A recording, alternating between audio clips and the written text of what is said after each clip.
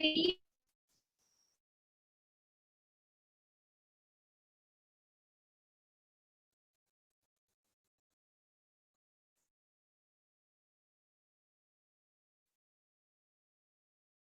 अदिति, किसको आवाज आ रही है मेरी?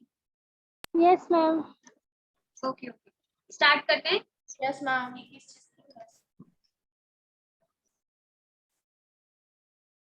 ओके, तो फर्स्ट क्या करें? करंट अफेयर्स पढ़ें कि क्वेश्चन सॉल्व करें? मैम पहले पढ़ा दो। पढ़ा दूं? Yes ma'am. ओके, तो स्टार्ट करते हैं करंट अफेयर की क्लास। फर्स्ट टॉपिक है करंट अफेयर्स के पर्सपेक्टिव से और एनवायरनमेंट दैट मींस की जीएसटी के पर्सपेक्टिव से इम्पोर्टेंट। तो टॉपिक क्या है अपना? Indian researchers sequence pangolin scales. Indian के रिसर्चर्स ने पेंगोलिन को स्केल्स के रूप में डिवाइड किया है, डिस्ट्रीब्यूट किया है सीक्वेंसली। तो ये इससे न्यूज में पेंगोलिन्स क्या होते हैं यहाँ आपको डायग्राम में दिख रहा है। चाइनीज पेंगोलियन, इंडियन पेंगोलियन, सारे अलग अलग टाइप्स के पेंगोलियंस होते हैं। तो ये आपको सब डायग्राम में दिख रहे हैं। मतलब आप जो चिपकली समझते हो, चिपकली का थोड़ा सा ये बड़ा रूप, बट ये मतलब बहुत ज्यादा वनरेबल है और इंडेंजर्ड स्पीशीज भी बोल सकते हैं। तो ये स्पीशीज बहुत ज्यादा कम है, एशिया के पर्सपेक्टिव में तो बहुत ही कम है। तो इसलिए न्यूज में यही चीज को स्केल किया गया है, सिक्वेंसली ने डिवाइड किया गया है दो पेंगोलियन, इंडियन और चाइनीज पेंगोलियन। तो न्यूज में क्यों है वो पढ़ेंगे। सबसे पहले ही important part of GS cues का मैंने बताया कि पूछ सकते हैं कि चाइनीज पेंगोलियन कहाँ कहाँ लाए हैं, या इंडियन पेंगोलियन कहाँ कहाँ मिलता है, या कौन सी कैटेगरी में है, वाइल्ड लाइफ प्रोटेक्शन एक्ट के कौन से शेड्यूल में है। तो ये इसीलिए इम्पोर्टेंट है, अपन को ऐसी चीजें टैक्स इन्वायरमेंट के लिखने हैं। और मेंस के लिए ऑब्वियसली जीएसटी इन्वायरमेंट मेंस में इम्पोर्टेंट है, क्योंकि आप किसी भी क्वेश्चन में अगर सपोज की क्वेश्चन आता है मेंस के लिए कि आप ऐसे स्पीशीज के नाम बताइए जो कि जिन्हें wild life protection act schedule caste मतलब शेड्यूल फर्स्ट में रखा हुआ है, तो उनके रिगार्डिंग आप एग्जांपल्स इन्हें दे सकते हैं और बता सकते हैं, इनके बारे में डिस्क्राइब कर सकते हैं। तो ये हमारा फर्स्ट टॉपिक है जिसमें बता रही हूँ आपको इन्वायरमेंट के रिलेटेड है और फीलिंग्स के लिए इम्पोर्टेंट है। अब ये न्यूज में क्यों है? Indian researchers have sequenced 624 pangolin scales thereby categorizing the Indian and Chinese pangolin। तो लगभग 624 पेंगोलियन को स्केल्स को कैटेगराइज किया है इंडिया और चाइनीज पेंगोलिन के रिस्पेक्ट में। इंडियन रिसर्चर्स ने रिसर्च किए हैं कितने टाइप के पेंगोलिन है और कौन कौन से इंडिया में अवेलेबल हैं, उनके पर्सपेक्टिव में इंडियन जो पेंगोलिन अवेलेबिलिटी के पर्सपेक्टिव में डिवाइड किया है, डिस्ट्रीब्यूट किया है, स्केल किया है जिसे बोल सकते हैं। तो इसलिए ये न्यूज में अब पेंगोलिन डायग्राम में बताया, डायग्राम में अच्छे से शो हो रहा है, ऐसे दिखते हैं ये पेंगोलिन्स, इन्हें हम पेंगोलिन्स बोलते हैं। मतलब थोड़ा सा चिपकली का बड़ा रूप बोल सकते हैं, चिपकली जो अपने घरों में होती है ना उसका थोड़ा सा बड़ा रूप होता है ये, पर ये बहुत ज्यादा वनरेबल है और इनका मतलब ट्रेड किया जाता है क्योंकि इनसे मेडिसिन बनाई जाती हैं और वो मतलब ट्रेड इलीगली ट्रेड होता है इनका आउटसाइड कंट्री और इनसाइड कंट्री में स्टेट वाइज में भी ट्रेड होता है। तो उन सबको रोकने के लिए इसे वाइल्ड लाइफ प्रोटेक्शन एक शेड्यूल फर्स्ट में रखा गया है। अब मैंने आपको शायद 3-4 दिन पहले बताया था कि वाइल्ड लाइफ प्रोटेक्शन एक्ट में 6 शेड्यूल्स होते हैं और उनको कैसे कैटेगराइज किया है, किसी को कुछ भी थोड़ा बहुत आइडिया है या मैं वापस से समझाऊं अच्छे से? कोई आइडिया है कि वाइल्ड लाइफ प्रोटेक्शन एक्ट में जो शेड्यूल्स है उनको कैसे बांटा गया है और कैसे स्पीशीज को उनके अंतर्गत रखा जाता है? Anyone have any idea about this?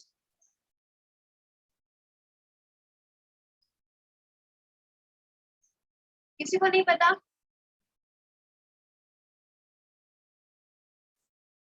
Answers तो दे दो कि हाँ नहीं पता, मैं एक्सप्लेन कर दूंगी, मारूंगी नहीं।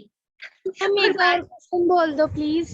ओके ओके, देखो अब इसमें एक बार ना या तो आप अपनी रफ कॉपी पे जहाँ नोट्स बनाते हो, जहाँ रोज डेली वर्क करते हो वहां लिख लो। एक शॉर्ट ट्रिक आपको बताती हूँ, S1 2 3 4 5 ऐसे, जैसे कि schedule first, schedule second, schedule third and fourth साथ में आएंगे, ठीक है, शेड्यूल 5 ऐसे और शेड्यूल 6 ऐसे। कीवर्ड्स में सबसे पहले आपके नोट्स में ऐसे लिखो और इनके आगे मैं बताऊंगी कि इन्हें कैसे कैटेगराइज करने हैं और आपको सिर्फ क्या क्या वर्ड्स लिखना है, तो आपको हमेशा क्लियर हो जाएगा। सबसे पहले आप ऐसे आपके नोटबुक जहां भी आप अभी पढ़ रहे हो अपनी जगह में पहले नोटबुक पे लिख लो कि वाइल्ड लाइफ प्रोटेक्शन एक्ट में जितने भी शेड्यूल्स हैं उसमें अगर बोलते हैं ना कि अपन ये वाला स्पीशीज इस शेड्यूल में है तो वो कैसे आता है।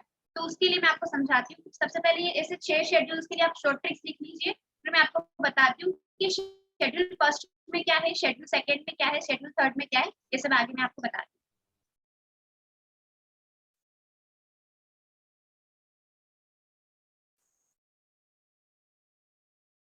लिख लिया सबने? अब मैं बताती हूँ शेड्यूल फर्स्ट में क्या है।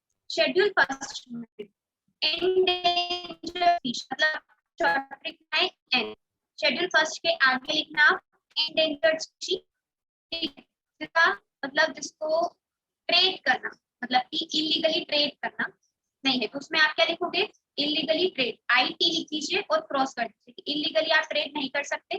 फिर थर्ड पॉइंट में लिखिए कि उसके लिए पनिशमेंट है, पेनल्टी चार्ज लगेगा जो कि बहुत हाई है। ये आपने 3 पॉइंट लिख लिए शेड्यूल फर्स्ट में। समझ में आ रहा है मैं क्या बता रही हूँ आपको? किसी को भी समझ में आ रहा है? मैम मुझे नहीं आ रहा समझ में। अच्छा, मैं आपको कैसे समझाऊं कि आप सबसे पहले मैं जो शेड्यूल नहीं समझ आपकी आ रहा। आवाज कट रही है बीच में। आवाज आज भी कट रही है क्या बीच में? यस मैम, थोड़ी थोड़ी कट रही मैम वो गूगल मीट वाला डिस्कशन किया आपने? हाँ, मैंने बात भी की सर से, पर जैसे ये वाले लेक्चर्स क्या रिकॉर्ड हो जाते हैं तो वहाँ पे ये रिकॉर्डिंग की शायद फैसिलिटी अवेलेबल नहीं है, तो सर ने बोला है कि जूम पे बेस्ट होगा क्योंकि रिकॉर्ड करके जो बच्चे नहीं अटेंड कर पा रहे उन्हें रिकॉर्डिंग लेक्चर दिया जाता है।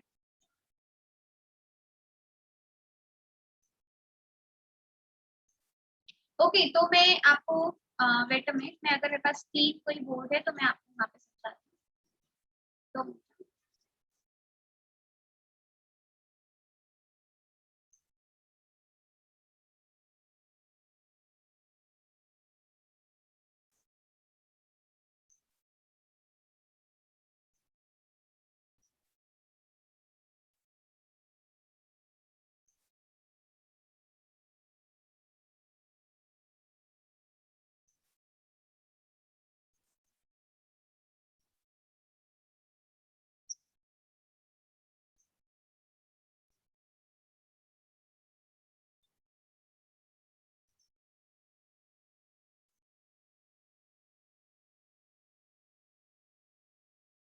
अच्छा, आप सभी को व्हाइट बोर्ड दिख रहा है?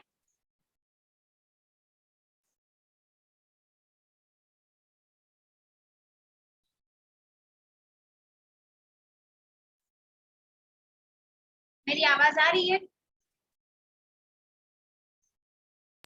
है, बीच में कट रही है मैम। अच्छा, व्हाइट बोर्ड दिख रहा है क्या? Yes ma'am. Yes ma'am.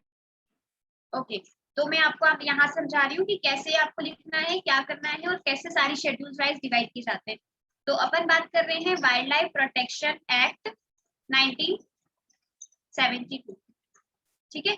इसके अंतर्गत सारे एनिमल्स को जो भी स्पीशीज हैं उन्हें प्रिजर्व किया जाता है, प्रोटेक्ट किया जाता है। तो सबसे पहले फर्स्ट हम बात करेंगे शेड्यूल फर्स्ट की, ठीक है। मतलब मैं वो माउस से यूज कर रही हूँ तो राइटिंग में मत जाना, माउस थोड़ा सा हिल रहा है। तो शेड्यूल फर्स्ट की बात करेंगे, उसके अंदर कौन से स्पीशीज को रखा जाता है जो कि इंडेंजर्ड है, जिन्हें प्रोटेक्ट करना जरूरी है। तो सबसे पहले आप ऐसे लिखेंगे शेड्यूल फर्स्ट इंडेंजर्ड, सेकेंड जिसका आप इलीगली ट्रेड मतलब IT इलीगली ट्रेड नहीं कर सकते, और अगर आपने ट्रेड किया है तो उसके लिए आपको पेनल्टी लगेगी, जो कि पेनल्टी कितनी होगी, पेनल्टी बहुत हाई होती है। तो ये 3 पॉइंट समझ में आया शेड्यूल फर्स्ट के अंदर जो भी स्पीशीज को रखा जाता है? Yes ma'am. ठीक है, तो ये है शेड्यूल फर्स्ट जहाँ पे इंडेंजर्ड स्पीशीज होते हैं, जहाँ पे इलीगली ट्रेड स्पीशीज का करना मना है, है ना, मना है, आप नहीं कर सकते। और अगर आपने ये करते हुए पाए गए तो आपको पेनल्टीज देनी होगी जिसके चार्जेस काफी ज्यादा हाई है। ये समझ में आया? अब अपन शेड्यूल सेकेंड की बात करते हैं। शेड्यूल सेकेंड में क्या आता है, कौन से स्पीशीज को शेड्यूल सेकेंड में रखा जाता है, इन्हें भी प्रोटेक्ट तो किया जाता है, मतलब प्रोटेक्ट किया जा रहा है, इसके ट्रेड करने पर भी पेनल्टीज काफी ज्यादा हाई है। तो फिर डिफरेंस क्या हुआ फर्स्ट और सेकेंड में? डिफरेंस इज दैट कि यहाँ पे इंडेंजर्ड स्पीशीज के साथ साथ जो कि स्पीशीज या स्पीशीज है या जिन्हें थ्रेट है ह्यूमन से, उन्हें प्रिजर्व किया जाता है, उन्हें प्रोटेक्ट किया जाता है। तो this is schedule second. Schedule first मैंने आपको बताया जो कि इंडेंजर्ड है उनके लिए है सिर्फ, जिसका इलीगली ट्रेड करना पॉसिबल नहीं है ना। इसको प्रिजर्व किया जाता है, प्रोटेक्ट किया जाता है स्पीशीज को, और अगर आपने इलीगली ट्रेड किया है तो उसकी पेनल्टीज लगती है जो कि काफी हाई। सेकेंड शेड्यूल की बात करेंगे जहाँ पे पेनल्टीज लगती है जो कि काफी हाई है। इन्हें भी प्रोटेक्ट किया जाता है, प्रिजर्व किया जाता है, बट यहाँ पे इंडेंजर्ड स्पीशीज के साथ साथ वनरेबल स्पीशीज और जो कि थ्रेटेड स्पीशीज है उन्हें भी रखा जाता है। Is it clear? सभी को क्लियर है कि शेड्यूल फर्स्ट और शेड्यूल सेकंड में क्या क्या डिफरेंस है और कौन कौन से स्पीशीज को रखा जाता है? एक तो इंडेंजर्ड, एक वल्नरेबल, एक क्या बताया आपने लास्ट वाला? ये थ्रेटेड, जो नियर थ्रेटेड होती है ना, थ्रेटेड जिसको हम लोग ह्यूमन से थ्रेट होता है जिसको, वो वाला थ्रेटेड स्पीशीज। ओके ओके, तो शेड्यूल फर्स्ट, शेड्यूल सेकंड। अब शेड्यूल थर्ड की बात करते हैं। तो शेड्यूल थर्ड और फोर्थ साथ में आते हैं। वो स्पीशीज होंगे, सबसे पहली बात जो कि ना तो इंडेंजर्ड है, सबसे पहली बात इंडेंजर्ड स्पीशीज का प्रोटेक्शन इसके अंदर नहीं होता। अगर वो स्पीशीज इंडेंजर्ड है दैट मींस कंट्री के लिए वो स्पीशीज बहुत जरूरी है, उन्हें स्टेट शेड्यूल फर्स्ट और शेड्यूल सेकंड में रखना होगा। तो शेड्यूल थर्ड और फोर्थ मतलब कि थोड़ा सा लाइट वेट कि हाँ हमें इन स्पीशीज को प्रिजर्व करना है, प्रोटेक्ट करना है, बट अगर आपने उसका ट्रेड किया है तो उसकी पेनल्टीज लो है compare to schedule first and schedule first और शेड्यूल सेकंड के कंपैरिजन में इसकी पेनल्टीज क्या है, काफी लो है। अगर आपने इसका ट्रेड भी किया है पेनल्टीज लगेगी, पर ट्रेड करना अगर आपने किया है तो इसकी पेनल्टीज लो है। और सबसे मेन बात कि यहाँ पे इंडेंजर्ड स्पीशीज नहीं आती है, ना ही थ्रेटेड स्पीशीज आती है और ना ही वनरेबल स्पीशीज आती है। जो स्पीशीज स्टेट चाहता है कि हमें प्रोटेक्ट करवानी है, प्रिजर्व करवानी है, वो शेड्यूल थर्ड और शेड्यूल फोर्थ के अंतर्गत आती है। बट यहाँ पे ट्रेड करना अभी भी आपको कंपलसरी नहीं है, आपको बोल नहीं दिया है कि आप ट्रेड कर सकते हैं स्पीशीज का, इलीगली ट्रेड कर सकते हो, पॉसिबल नहीं है, पेनल्टीज अभी भी लगेगी, but penalties comparative to schedule first और शेड्यूल टू लो पेनल्टीज है। इज इट क्लियर सभी को कि थर्ड और फोर्थ शेड्यूल क्या होता है वाइल्ड लाइफ प्रोटेक्शन एक्ट का?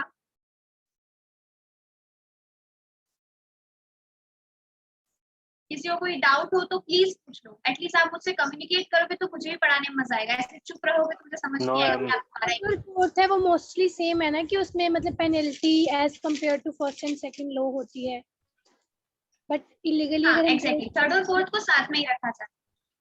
ओके हाँ ओके, मैम यहाँ अब पे शेड्यूल फिफ्थ की बात। कौन से कैटेगरी के होते हैं मैम? इंडेंजर्ड भी नहीं होते, इंडेंजर्ड होते हैं?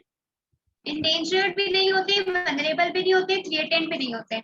जो स्पीशीज होते हैं दैट मींस कि हाँ हमें वो इनको प्रिजर्व करना है, स्टेट चाहता है कि स्टेट या कंट्री चाहती है कि हमें इनको प्रोटेक्ट करवाना है, तो वैसे स्पीशीज को रखा जाता है। Is it clear? Yes ma'am. Okay, now schedule first fifth की बात करते हैं। अब शेड्यूल फिफ्थ में गवर्नमेंट ने सारी सिटीजन को छूट दे रखी है कि आप उसको हंट कर सकते हो। हंट मतलब कि आप उसे मार सकते हो। ये वो स्पीशीज शेड्यूल फिफ्थ में आती है जिसको आप हंट कर सकते हो, they can be hunted. Example की बात करें तो जो चूहे होते हैं रेट, उन्हें आप मार सकते हो। रेट एज ए ह्यूमन ऐसा नहीं है कि आपने मतलब मैंने बोल दिया तो आप आज ही चूहे पकड़ के मारने लगे, बट अगर वो एनिमल्स आपको परेशान कर रहे हैं तो उन्हें हंट किया जा सकता है, तो वो शेड्यूल के अंदर आते हैं। तो 1 से लेके 5 तक, 1 to 5 आपको शेड्यूल समझ में आए वाइल्ड लाइफ प्रोटेक्शन एक्ट 1972 के? सभी को क्लियर है कि कौन से शेड्यूल में किसे रखा जाता है और क्या उसकी रिस्ट्रिक्शंस हैं? Yes ma'am. Yes ma'am. Okay, अब लास्ट बचा हमारा शेड्यूल 6। अब शेड्यूल 6 में कोई स्पीशीज नहीं होती, शेड्यूल 6 में याद रखना प्लांट होते हैं। ऐसे प्लांट जो कल्टीवेशन में या जो एग्रीकल्चर में बाधा उत्पन्न करते हैं, है ना, उन्हें रखा जाता है। बाधा उत्पन्न मतलब कि डिस्टर्बेंस प्रेजेंट करते हैं, उन स्पीशीज को शेड्यूल 6 में रखा जाता है। वो प्लांट्स जिन्हें कल्टीवेशन के लिए, मतलब जहाँ कल्टीवेशन हो रहा है या जहाँ एग्रीकल्चरल प्रोसेस की जा रही है, वहां पे ये स्पीशीज, जो प्लांट वाली स्पीशीज की बात कर रही हूँ मैं, जो कि वो डिस्टर्बेंस इंक्रीज करते हैं, तो उन स्पीशीज को शेड्यूल 6 में रखा जाता है, जिन्हें आप प्लांट्स को मतलब कट भी कर सकते हैं। तो this is 1 to 6 schedule of wild life protection act. सभी को क्लियर है यहाँ तक कि क्या है? Yes ma'am. Yes ma'am. Okay, तो अब अपन चलते हैं पेंगोलियन, जो हमारा शेड्यूल फर्स्ट में है, schedule first wildlife protection act 1972। अब यहाँ पे समझ में आया कि पेंगोलियन को हमने शेड्यूल फर्स्ट में क्यों रखा है, क्योंकि सबसे पहले ये इंडेंजर्ड स्पीशीज है, आप इसका इलीगल ट्रेड नहीं कर सकते, इलीगल ट्रेड करोगे तो पेनल्टीज लगेगी, और इसको प्रोटेक्ट किया जाता है by wildlife protection act 1972। अब यहाँ पे क्लियर हुआ कि शेड्यूल फर्स्ट का मतलब क्या होता है। Yes ma'am. ओके, तो आई होप कि आपको सारे शेड्यूल समझ में आए होंगे वाइल्ड लाइफ प्रोटेक्शन एक्ट के। और अगर नेक्स्ट टाइम कोई भी इन्वायरमेंट से कुछ भी चीज आएगी या शेड्यूल की बात की जाएगी वाइल्ड लाइफ प्रोटेक्शन एक्ट की, तो मैं आपसे पूछूंगी कि कौन से शेड्यूल में कौन से एनिमल्स को एनिमल्स रख सकते हैं और क्या क्या रिस्ट्रिक्शंस है। ठीक है, अभी कुछ डाउट हो तो फिर से आप पूछ सकते हो, पर नेक्स्ट टाइम अगर आएगा तो मैं आपसे पूछूंगी। है किसी को डाउट कि आगे चले पढ़ते हैं? Yes ma'am. Okay, yes ma'am. Pangolin जिसको लिस्टेड किया है schedule first wildlife protection act 1972 के अंदर, continue to be the world most trafficked mammal. वही ट्रैफिकेटेड मैमल है ये, वर्ल्ड का मोस्ट ट्रैफिकेटेड, जिसका ट्रेड किया जाता है, ट्रैफिक किया जाता है ना। The primary demand of its scale is the making of traditional east Asian medicine has led to estimate illegal trade worth $2.5 billion every year। जैसा कि मैंने आपको बताया कि जो शेड्यूल फर्स्ट में कैटेगरीज में रखने का मतलब ये है कि आप उसको इलीगली ट्रेड नहीं कर सकते हो, बट एस्टिमेट लगाया गया है क्योंकि इस पेंगोलियन का use traditionally east Asian medicine बनाने में यूज किया जाता है। लेकिन ईस्ट एशियन मेडिसिन तो आप ट्रेडिशनली इससे बना रहे हैं, बट आप इलीगली ट्रेड कर रहे हैं, जिसका एवरी ईयर एस्टिमेट लगाया है तो $2.5 बिलियन का एस्टिमेशन, इसको बेचा जाता है, खरीदा जाता है, इतने ओवर का एस्टिमेशन बताया गया है। तो इसीलिए इसको शेड्यूल फर्स्ट में रखा गया है ताकि इसका इलीगली ट्रेड को रोका जाए और इसको प्रोटेक्ट किया जाए, प्रिजर्व किया जाए। मेडिसिन बनाने में यूज है, बट आप ऐसा नहीं है कि ना आज ही आप सब मेडिसिन बना के सारे उनके स्पीशीज को ही खत्म कर दें, तो इसलिए इसे वाइल्ड लाइफ प्रोटेक्शन एक्ट 1972 में रखा गया। ओके, आगे बढ़ते हैं। To enforce the appropriate national, international law and to track the decline of the species, researchers of Zoological Survey of India, Kolkata, has now developed tools to tell apart the scale of Indian pangolin. इसका Chinese नाम है मैनिस कैरासिकोडाटा and Chinese pangolin, जिसका मैनिस पेंटाडक्टिलिया ये नाम है। Chinese name important नहीं होते हैं, बट हाँ इंडियन पेंगोलियन और चाइनीज पेंगोलियन की, तो ये क्या है कि इस इनफोर्स को नेशनल और इंटरनेशनल लॉज में डिक्लाइन, इस स्पीशीज का डिक्लाइन हो रहा था, तो जो रिसर्चर्स हैं जूलॉजिकल सर्वे ऑफ इंडिया ने एक टूल डेवलप किया है जिसको इस स्केल्स में डिवाइड कर दिया है, इंडियन पेंगोलियन और चाइनीज पेंगोलियन, ताकि इनके ट्रेड्स को रोका जा सके, कम कर दिया जा सके। अभी तक किसी को डाउट है इस टॉपिक पर?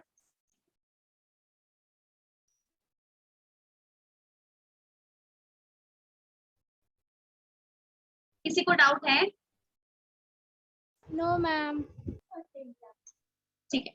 The characterize the morphological feature and investigated genetic variation between the two species by sequencing 6 to 4 scales of pangolin and comparing the sequence with all 8 pangolin species। तो इसको कैसे कैरेक्टराइज किया? जूलॉजिकल सर्वे ऑफ इंडिया ने morphological feature और investigate किया उनके जो genetic variations होते हैं, इनमें भी जीन्स होते हैं, जेनेटिक वेरिएशंस होते हैं, लाइक ह्यूमंस में डीएनए वेरिएशन होता है ना, कि सबका डीएनए सेम नहीं होता, तो वैसे ही कि जेनेटिक वेरिएशंस के बिटवीन में स्पीशीज को सीक्वेंस किया 624 स्पीशीज को, और ये कंपेयर किया पेंगोलिन, देखा कि वो ऑल 8 पेंगोलिन स्पीशीज है, तो ये सारे ऑल 8 पेंगोलिन स्पीशीज होते हैं, ठीक है, जिसमें से हमने इंडिया और चाइनीज पेंगोलिन को सेपरेट किया है।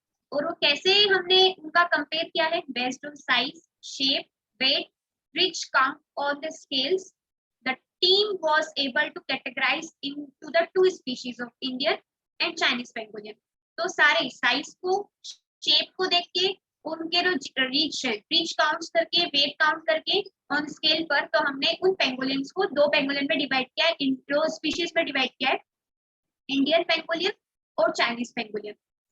दो Chinese pangolin is distributed mostly in Vietnam. अब यहाँ पे ये अंडरलाइन करने वाली बात है कि जो चाइनीज पेंगोलिन है कहाँ पे है? वियतनाम के अंदर है। डिस्ट्रीब्यूटेड कहाँ है? वियतनाम पे। थाईलैंड में, कंबोडिया में, north eastern part of India is also its home. तो क्वेश्चन ऐसा आ जाए कि Chinese pangolin is found only on China या फाउंड ओनली ऑन इंडियन, तो ये स्टेटमेंट करेक्ट है या रॉन्ग? I'm wrong. एग्जैक्टली तो आपको ये स्टेटमेंट माइंड में रखना है, क्योंकि हमेशा एनवायरमेंट से ऐसे ही ट्रिकी क्वेश्चंस आते हैं। जो भी पेंगोलिन जैसे चाइनीज पेंगोलिन है, तो सबको क्या लगता है कि चाइनीज पेंगोलिन नाम दिया दैट मींस कि चाइना या इंडिया के आसपास किसी बॉर्डर शेयर स्टेट में रहता होगा तो नाम दे दिया, बट ऐसा नहीं है। चाइनीज पेंगोलिन कहाँ कहाँ मिलता है ये हमें आपको याद रखना होगा कि वियतनाम में मिलता है, जो कि हाँ नॉर्थ ईस्टर्न एशियन कंट्रीज है, south east Asian countries, Thailand, Cambodia and north east part of the India, यहाँ यहाँ ये चाइनीज पेंगोलिन मिलता है। तो ये हमारा फर्स्ट टॉपिक था। पेंगोलिन्स क्या होते हैं मैंने आपको समझाया, कौन सी कैटेगरी में वाइल्ड लाइफ प्रोटेक्शन एक्ट रखा गया है और जूलॉजिकल सर्वे ऑफ इंडिया ने उनको कैसे कैटेगराइज किया है और कहाँ कहाँ ये डिस्ट्रीब्यूटेड है। Is it clear first topic सभी को? Yes, ma'am. Yes, ma'am. Okay, now second topic की बात करते हैं।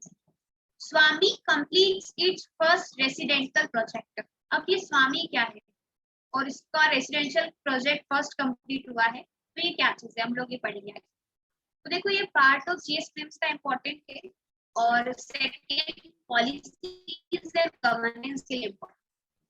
तो प्रीम्स के लिए तो इम्पोर्टेंट हुआ और पॉलिसीज और गवर्नेंस, क्योंकि ये वाला जो स्वामी स्कीम है ये पॉलिसी से रिलेटेड है, तो उसके लिए इम्पोर्टेंट है। अब न्यूज में क्यों है?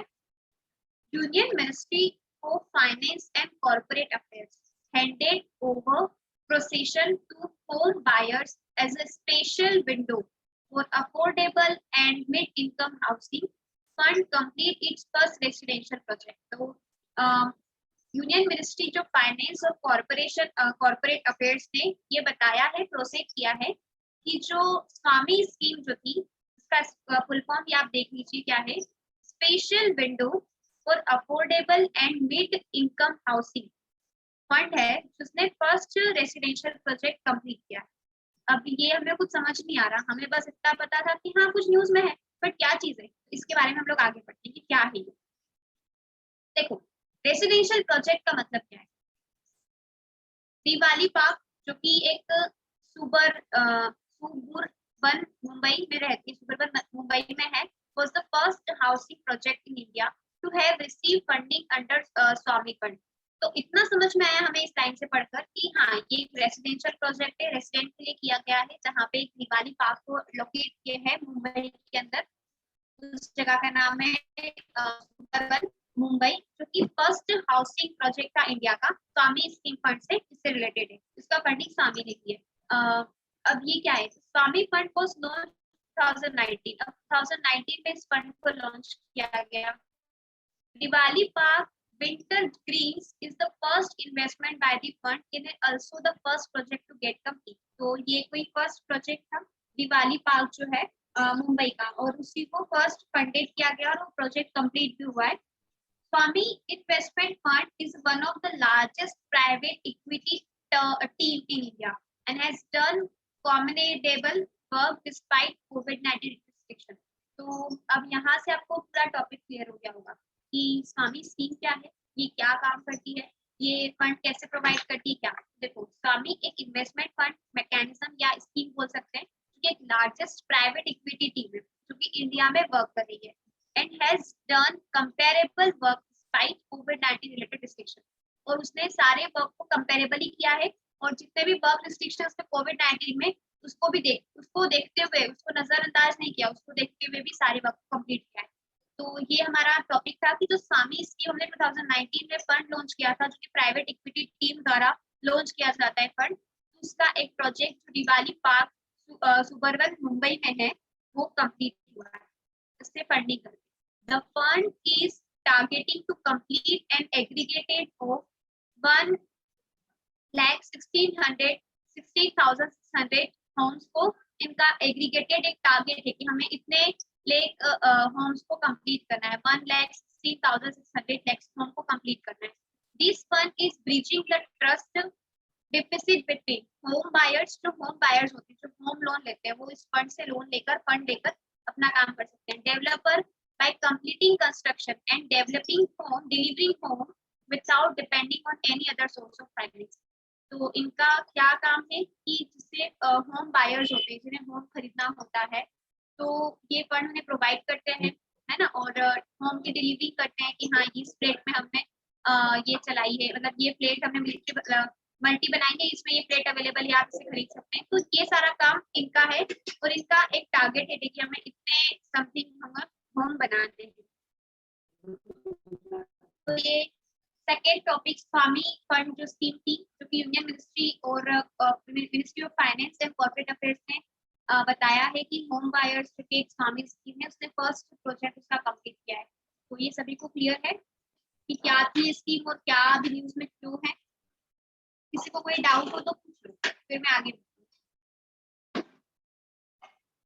मैम मतलब जो मिडिल फैमिली के हैं, मिड इनकम वाले हैं, उनके लिए फंड अवेलेबल है ना? मतलब इसमें ऐसा नहीं बताया है कि मिडिल जो इनकम वाले हैं, बस उन्होंने ये बताया कि जो होम बायर्स हैं जिन्हें होम को खरीदना है तो उनके लिए है ये, मतलब आपको अगर फंड की रिक्वायरमेंट है तो उनके लिए है, मतलब क्लियर कट आइडिया नहीं दिया है इन्होंने कि क्या स्कीम से क्या नहीं है। तो इन्होंने बस इतना बताया है कि होम जिसको खरीदना है और जो कि मतलब डेवलपिंग करता है, मिलिट्री डेवलप मतलब जो मल्टी डेवलप करता है, तो उसके लिए है कि हाँ आप होम को खरीद सकते हो, आपको होम की डिलीवरी हो जाएगी और इसका कुछ टारगेट है कि 1,16,600 होम्स बनाने। और किसी को कोई डाउट है कि थर्ड टॉपिक पे चलें?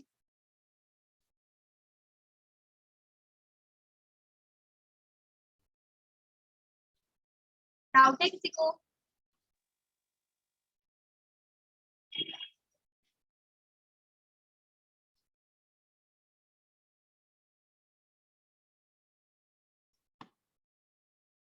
मेरी आवाज नहीं आ रही है क्या? आ रही है मैम। अच्छा तो आगे बढ़े, थर्ड टॉपिक पढ़े। Yes Yes, ma'am. ma'am. Okay third topic start करते हैं। स्मोकलेस क्रीमेशन, जो कि क्रीमेशन होता है, सिस्टम डेवलप। अब क्रीमेशन का मतलब पता है आप सभी को क्या होता है?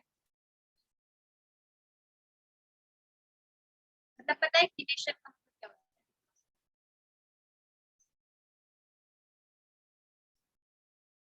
रिप्लाई तो दो कि आता है या नहीं आता है, ऐसे ही सिर्फ चुपचाप आप सुनोगे तो आपको समझ नहीं आएगी। एटलीस्ट जुड़े रहो कि हाँ क्या चीज पढ़ रहे हैं क्या नहीं पढ़ रहे हैं। किसी को इसका मतलब पता है कि क्या सिस्टम होता है, ये क्रीमेशन सिस्टम क्या है, या इसका वर्ड का मतलब पता है?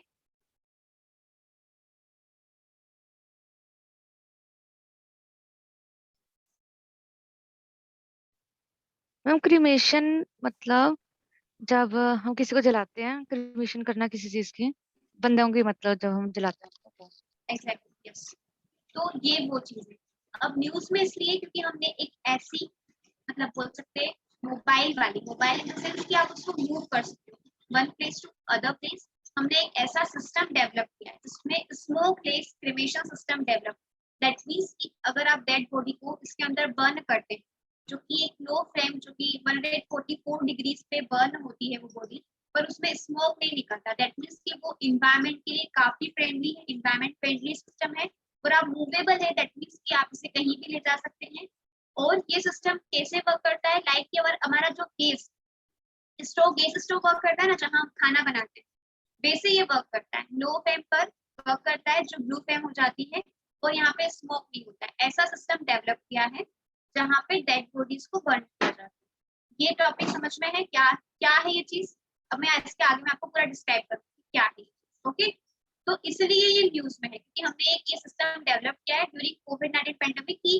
अभी ऐसी रूरल एरियाज में ऐसी कंडीशंस आ चुकी हैं कि जहाँ डेड बॉडी को बर्न करने के लिए वुड भी नहीं बचा है, सारी लकड़ियां खत्म हो चुकी है, इवन जगह तक नहीं है, प्लेस नहीं है। आप न्यूज़ेस देख रहे हैं कि इतनी सारी चीजें हो रही है, तो उसको लेकर ऐसी कुछ फैसिलिटीज हमने प्रोवाइड की है, बनाई है। तो आगे हम पढ़ते हैं क्या चीजें। Okay it is part of GS prelims. ये जीएस प्रीलिम्स का पार्ट है। पूछ सकते हैं कि ये किसने डेवलप किया है या क्या चीजें हैं। और साइंस एंड टेक से रिलेटेड है, मतलब दैट इज जीएसपी का पार्ट। अब न्यूज में क्यों है? Indian institute of technology Roper. IIT Roper has developed a prototype of movable electric cremation system which claim to using first of its kind technology that involve smoke flag cremation despite using foods. मतलब electric cremation system है, foods को use किए बिना ये smokeless technology है जहाँ पे dead bodies को बर्न किया जा रहा है, जिसकी मूवेबल है, इलेक्ट्रिक क्रिमेशन सिस्टम है। और ये फर्स्ट काइंड ऑफ ऐसी टेक्नोलॉजी पहली बार आई है जिसमें स्मोकलेस हो। और ये किसने बनाई है? Institute of technology Ropar, IIT, Indian institution of technology Ropar ने बनाई। ठीक है, अब इसके बारे में हम डिटेल में पढ़ते हैं। व्हाट इज की takeaways of this? It uses half of the wood otherwise required for the cremation. तो जहाँ पे सपोज कि अगर एक डेड बॉडी को जलाने में 50 लकड़ियों की जरूरत हो रही है, तो यहाँ ये 25 लकड़ियों का यूज करके भी स्मोक लेस क्रिमेशन कर सकता है। Second, it is eco friendly. अब स्मोक लेस है, दैट मीन्स कि आप फोसिल फ्यूल्स को बर्न कर रहे हो, आप वुड को बर्न कर रहे हो बट स्मोक नहीं निकल रहा है। दैट्स कितनी बड़ी बात है कि हाँ ये इको के लिए कितना फ्रेंडली, इको फ्रेंडली है because the technology that uses the combustion air system. अब combustion air system का मतलब क्या होता है कि आपने क्या करा, जो डेड बॉडी है उसको आपने कंप्यूट कर लिया। अब जो ऊपर वाला पार्ट है ना, वहाँ चिमनी लगी होती है। चिमनी समझते हो? जो अधिकतर अभी जो अर्बन में हाउसेस बन रहे हैं वहाँ किचन के ऊपर चिमनी लगाई जाती है, कंप्यूशन सिस्टम जिसको हम लोग बोलते हैं। तो सारी जितनी भी सारी जो एयर्स होती है, गर्म हवा जिसको बोल सकते हैं हम लोग, वो सारी उसमें खींच लेती है वो। तो वैसा ही कंप्यूशन सिस्टम उस पे लगा हुआ है। जैसे आपने डेड बॉडी को बर्न किया, वुड अगर चला, फोसिल फ्यूल चला, तो उसमें स्मोक जो भी है वो उसमें वो कवर कर लेगी। This is all about combustion system. तो ये समझ में आया कि इको फ्रेंडली क्यों है ये और क्यों इसमें यूज की technology. Second, it is based on the wick stove technology. अब वीक का मतलब क्या होता है? जैसे हम लोग वो गैस जलाते हैं ना घर में जिसपे खाना बनता है, वीक मतलब कोई जो बत्ती होती है उस पे जैसे हम बनाते हैं, फिर वो वीक जब लाइट येलो हो जाती है उसकी, जैसे हम लोग लाइट लगाते हैं, लाइटर चलाते हैं, इलेक्ट्रिक करते हैं उसको, तो गैस जलने लगता है। तो वैसे टेक्नोलॉजी पे ये बेस्ट है। This is converted into smokeless blue flame. Blue flame में कन्वर्ट हो जाता है smokeless with the help of combustion air system installed over the wicks. और विक्स के ऊपर ये इंस्टॉल होता है, जो कि मैंने इसे आपको बताया कि विक्स के ऊपर इंस्टॉल होता है, और जो भी येलो फ्लेम को ब्लू फ्लेम में कन्वर्ट कर देता है और सारी स्मोक को कैप्चर कर देता है। This is all about combustion air system और ये कैसे वर्क करता है। अब the cremation system of incinerate heats up 144 degree Celsius which ensure complete sterilisation. मतलब कितने डिग्री पर इंसान की डेड बॉडीज जो होती है, ह्यूमन डेड बॉडीज आराम से बर्न हो सकती है। Keeping in view that present pandemic situation, if this system is adopted, it may provide respectable cremation to the near and dear ones to those who cannot afford the financial burden of the arranging food. तो ये मतलब है कि pandemic को ध्यान में रखते हुए इस सिस्टम को इसलिए अडॉप्ट किया जा रहा है कि आप अपने नियर बाय, होम के आसपास या नियर बाय इस चीज को आप यूज कर सकते हैं। और जिसकी फाइनेंशियल कंडीशन सही नहीं है, जो इस क्राइसिस में जो पेंडेमिक चल रहा है और जहाँ वुड की अवेलेबिलिटी नहीं है इवन डेड बॉडीज को बर्न करने के लिए, तो वहाँ आपको ये फाइनेंशियली बर्डन से बचाएगा और इस सिस्टम का आप यूज नहीं कर सकते। तो ये हमारा थर्ड टॉपिक था, जो कि स्मोकलेस क्रिमेशन सिस्टम हमने जो रिलीज किया है, डेवलप किया है। समझ में आया सभी को कि क्या चीज है? यहाँ डायग्राम में भी आपको दिख रहा होगा, इस तरीके से आप डेड बॉडी को अंदर डाल सकते हो, इस तरीके से फ्लेम की तरफ करता है और इसको ऊपर से कवर किया जाता है। तो ये सभी को समझ में आया? Yes, ma'am. Yes, ma'am. Now next topic, idea of placing convict under house arrest. अब क्या है ये आइडिया? सुप्रीम कोर्ट ने कुछ गाइडलाइंस बताई है, कोई कन्विक्ट करता है तो हाउस अरेस्ट इसका होता है, तो उसकी कुछ गाइडलाइंस इसलिए न्यूज में है, अपन वो सब पढ़ेंगे कि what is this. Supreme court है, ये जीएस प्रिंस के लिए इंपॉर्टेंट है। वो सुप्रीम कोर्ट दैट मींस की लेजिस्लेटिव और जुडिशरी और इससे रिलेटेड आ चुका है जीएस सेक्रेटरी। अब न्यूज में क्यों है? Supreme court has thrown open the door to the legislature to ponder over the idea of placing convict under house arrest to avoid overcrowding of prisoners. जो prisons की overcrowding हो रही है, मतलब कि जेल में बहुत ज्यादा लोग हाउस अरेस्ट हो रहा है, तो उसके लिए सुप्रीम कोर्ट ने ओपन किया है लेजिस्लेचर की डोर, मतलब लेजिस्लेचर के डोर को ओपन किया है कि आप उसमें आइडिया प्लेस कर सकते हो कन्विक्ट अंडर दी जो भी जिसको भी हाउस अरेस्ट हुआ है, ताकि आप वो अवॉइड कर सके ओवर क्राउडिंग प्रिजन्स में। क्या है ये सब हम आगे से पढ़ते हैं। हमने समझते हैं कि सुप्रीम कोर्ट ने कुछ बोला होगा लेजिस्लेचर को कि वो ये सब कर सकती है, बट क्या, तो हम ये पढ़ते हैं कि अ bench of justice U Lalit and K.M. Joseph in a judgment highlighted the alarming statistic of prisons. तो उसने हाईलाइट किया कि बेंच की जस्टिस यू ललित और के.एम. जोसेफ ने कुछ जजमेंट के कारण एक जजमेंट दिया था, उसमें उन्होंने हाईलाइट किया कि क्या अलार्मिंग है, हमारी स्टैटिस्टिक्स है क्या प्रिजन्स को लेकर। Suggestion is relevant considering the spread of कोविड-19, और उसके सजेशंस कुछ रिलेवेंट है अभी स्प्रेड है कोविड-19 कंसीडरेशन में, तो रिलेवेंट सजेशन दिए हैं वो क्या। A few days ago, a bench led by Chief Justice of India N.V. Raman issued a series of directions including the grant of interim bail and parole to prisons to discongest prisons. तो जो discongest prison मतलब कि अभी बता रही हूँ उसका मतलब क्या है। कुछ दिन पहले एक बेंच थी जिसको justice of India N.V. Raman ने डायरेक्ट किया था, उन्होंने एक सीरीज ऑफ डायरेक्शन और ग्रांट्स इंक्लूड की थी कि आप इंटरिम बेल दे सकते हो या पैरोल पर किसी प्रिजन को रख सकते हो, है ना। जो प्रिजन्स डिसकंटेंट कि आपको जैसे कि आप सपोज अभी जो कोविड सिचुएशन चल रही है, तो जितनी भी न्यायपालिका है हमारी, या जितना भी हम लोग बोल सकते हैं जुडिशियल सिस्टम है हमारा, डिस्ट्रिक्ट लेवल पर, स्टेट लेवल पर, इवन सेंट्रल लेवल पर भी जो सुप्रीम कोर्ट है, तो वहाँ सारी चीजें कोविड-19 कारण सिचुएशन ऐसी है कि जो नॉर्मल में चल रही है वो नहीं है। तो पेरोल पे रखना और इंटरिम बेल का मतलब ये होता है कि किसी को होम अरेस्ट किया है या किसी को, जैसे अभी हर एक डिस्ट्रिक्ट में क्या हो रहा है कि अगर लॉकडाउन लगा है और लोग घूमते हुए नजर आ रहे हैं, बिना मास्क पहने नजर आ रहे हैं, तो पुलिस उन्हें क्या कर रही है, लॉकअप में बंद करने की बजाय उन्हें एक जगह पे इकट्ठा करके मतलब बैठा देती है और बोल देती है कि आपको 24 आवर्स हम लोग यहाँ से छोड़ेंगे या 10 आवर्स में छोड़ेंगे, तो उसको बोलते हैं पैरोल पे रखना, है ना। और उनकी इंटरिम बेल का मतलब है कि अगर आपने कोई कन्विक्ट किया, कुछ आपने गलत किया है, तो आपको गिरफ्तार तो कर लेंगे, बट जो हम लोग बोलते हैं ना कि जमानत, इंटरिम जमानत हो जाती है, बेल का मतलब वही होता है इंटरिम बेल देना। तो फैमिली मेंबर्स द्वारा कुछ भी अगर आपका गुनाह बेगुनाह साबित हो जाते हो इन द डिस्ट्रिक्ट लेवल, जो कि आपको 24 आवर्स में आपने पॉलिटिक्स में पढ़ा होगा, किसी को भी होम अरेस्ट कन्विक्ट किया जाता है तो विद इन 24 आवर्स किसी जज के सामने आपको पेश करना होता है, मजिस्ट्रेट के सामने पेश करना होता है। तो उसके लिए इंटरिम बेल अगर आपको मिल गई है, तो ये इसके इंक्लूडिंग कुछ डायरेक्शंस उन्होंने chief justice of India N.V. Raman ने बताए। यहाँ पे क्लियर है सभी को? अब वो क्या है मैं आपको बताऊँ।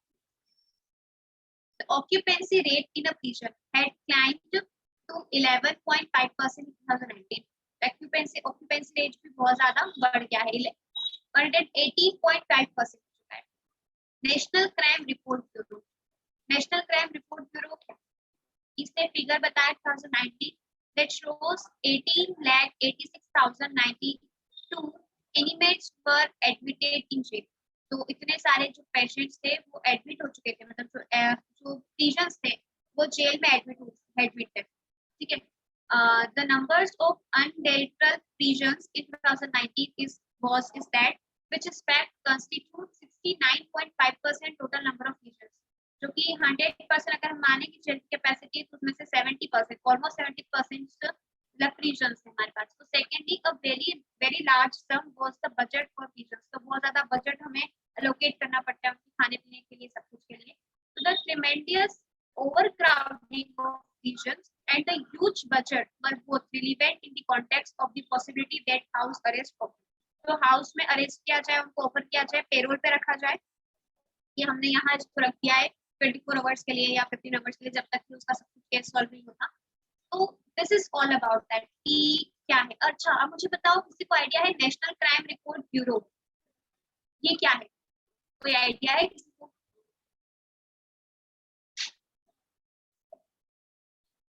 नहीं हो तो बता दो, मैं अभी बता दूँ। ऐसे चुप रहोगे तो मुझे अच्छा नहीं लगता, नहीं है तो बता वो दो। ड्रग्स वाला है क्या? Central crime record bureau. देखो ये क्या है, नाम से समझो कि क्या मतलब है। Central crime, national crime record bureau, तो नेशनली मतलब कि इंडिया के नेशनल में जितने भी क्राइम्स हो रहे हैं वो रिकॉर्ड करेगा, उसका ब्यूरो बताएगा। और ये कौन से मिनिस्ट्री के अंदर आता है? मिनिस्ट्री ऑफ होम अफेयर्स के अंदर आता है। जितने भी इंडिया के होम के अंदर जितने भी क्राइम्स हो रहे हैं उनके रिकॉर्ड्स को रखता है। कुछ चीजें पब्लिश करता है कि जेल में, जैसे इन्होंने ये बताया, इसके फिगर 2019 में जो बता रहा है शोज दैट कि इतने एनएट्स जो प्रिजनर्स है जेल के अंदर है। तो ऐसी चीजें ये लोग पब्लिश करते हैं, और ये पब्लिश किसके सामने करेंगे? मिनिस्ट्री ऑफ होम अफेयर्स के सामने। ये नेशनल क्राइम रिकॉर्ड ब्यूरो का फंक्शन या कैरेक्टरिस्टिक्स बोल सकते हैं। ठीक है, तो ये फोर्थ टॉपिक था प्रीलिम्स का। प्रीलिम्स के सारे टॉपिक क्लियर है सभी को? फिर अपन मेंस के टॉपिक पे चलते हैं। 4 टॉपिक पढ़े आज हमने, तो वापस से टॉपिक को रिपीट कर देती हूँ। कौन कौन से टॉपिक पढ़े, किसको किसी भी टॉपिक में डाउट हो तो मुझे पूछ लो। फर्स्ट टॉपिक हमने इंडियन रिसर्चर्स पेंगोलियन स्केल पे पढ़ा था कि पेंगोलियंस को कैसे डिस्ट्रीब्यूट किया है जूलॉजिकल सर्वे ऑफ इंडिया ने, और कैसे कैटेगराइज किया है। सेकेंड हमने स्वामी स्कीम के बारे में पढ़ा था, रेसिडेंशियल प्रोजेक्ट का फर्स्ट कंप्लीट हुआ है जो कि रिवाली पार्क मुंबई में है। थर्ड हमने पढ़ा था स्मोकलेस क्रीमेशन सिस्टम जो कि अभी डेवलप किया है, यूनियन मिनिस्ट्री एंड आईआईटी रोपड़ ने इसको डेवलप किया है। और फोर्थ हमने पढ़ा idea of placing convicted under house arrest. House arrest का आइडिया दिया है कि उसे हाउस में अरेस्ट किया जाए, पैरोल पे रखा जाए। मतलब ये क्राउडिंग के लिए है ना कि मतलब पुलिस स्टेशन में क्राउड हो जाएगा तो कोरोना के केसेस बढ़ेंगे ना, इसलिए दैट्स यही रीजन है। आप वापस से बोलिए, मुझे आपकी आवाज थोड़ी कट कट के आ रही है, मुझे समझ नहीं आया। हाउस अरेस्ट वाला टॉपिक है, उसमें यही है ना कि अगर हम ज्यादा मतलब उनको अगर हम अरेस्ट करेंगे तो क्राउड हो जाएगा, फिर वो कोरोना केसेस बढ़ेंगे। देखो 3 रीजन है। फर्स्ट कोविड का आपने बताया कि ज्यादा क्राउड के कारण है ना। सेकेंड बजट, जितने ज्यादा प्रिजन्स रखोगे उतना ज्यादा बजट पे लोकेट करना पड़ेगा, क्योंकि है तो वो इंसान ही, अगर उन्होंने गुनाह किया तो ठीक है उन्हें सजा मिलेगी, बट फिर भी उनका खाना तो गवर्नमेंट को देना पड़ता है ना, खाना पीना। जेल में आपने देखा होगा, इवन मूवीज में देखा होगा कि जेल में रोटी कैसी दी जाती है, खाना कैसे दिया जाता है, तो कुछ ना कुछ तो बजट उनका एलोकेट किया जाता है। थर्ड की अभी कोविड की सिचुएशन में बजट तो हो गया, पेंडेमिक भी हो गया, पर क्राउडिंग देखो ना, इतनी ज्यादा प्रिजन्स अगर हम लोग इतना ज्यादा जेलों में ही लोगों को रखते हैं तो फिर उनके मतलब जो केसेस होंगे वो कब कितने होंगे आपको सोचो। अगर इतने पर्सन्स को हम लोग जेल में रखते हैं 69 मतलब ऑलमोस्ट 70% प्रिजन्स है, मतलब फुल है 100% में से, तो केसेस कितना बर्डन हो जाएगा। जुडिशियरी सिस्टम में भी बर्डन है। अगर आपका कोई भी केस आज होता है तो ये मान के चलिए कि अगर हाई कोर्ट तक केस गया, सुप्रीम कोर्ट तक केस गया, तो इसका मतलब ये है कि 2-3 साल तो आप चीजों को भूल ही जाइए कि वो केस सॉल्व होने वाला है, इतना ज्यादा बर्डन चलता है। तो ये सारी चीजें। और किसी को कोई डाउट है? कोई जो क्रीमेशन सिस्टम पे कुछ पूछ रहा था?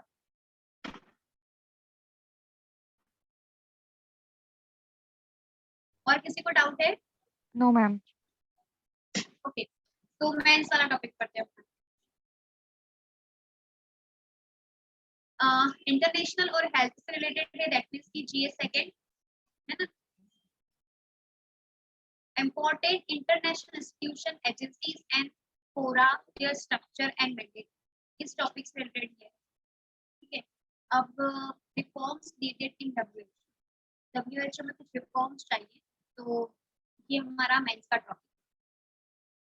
और सबसे पहले डब्ल्यूएचओ के बारे में हम लोग बात करेंगे कि वर्ल्ड हेल्थ ऑर्गेनाइजेशन क्या है, कैसे वर्क करती है, कैसे अपने डिसीजंस को प्रोवाइड करती है, तो ये सारी चीजें हम लोग इसमें देखेंगे। Okay, much needed banking reforms in India. जैसे कि हमको पता है कि बैंकिंग के रिफॉर्म्स भी हमने 5th रिफॉर्म पढ़ा था बैंकिंग का, किसी को याद है ना? हमने अभी थोड़े दिन पहले ही बैंकिंग के 5 रिफॉर्म्स 4th जनरेशन तक पढ़े थे, और 5th जनरेशन रिफॉर्म की जरूरत क्यों है, और हम लोग बोल सकते हैं कि 5th जनरेशन रिफॉर्म आ गया है। आइडिया है किसी को? थोड़ा सा भी माइंड में क्लिक कर रहा है कि हाँ हमने कुछ ऐसा कुछ पढ़ा था?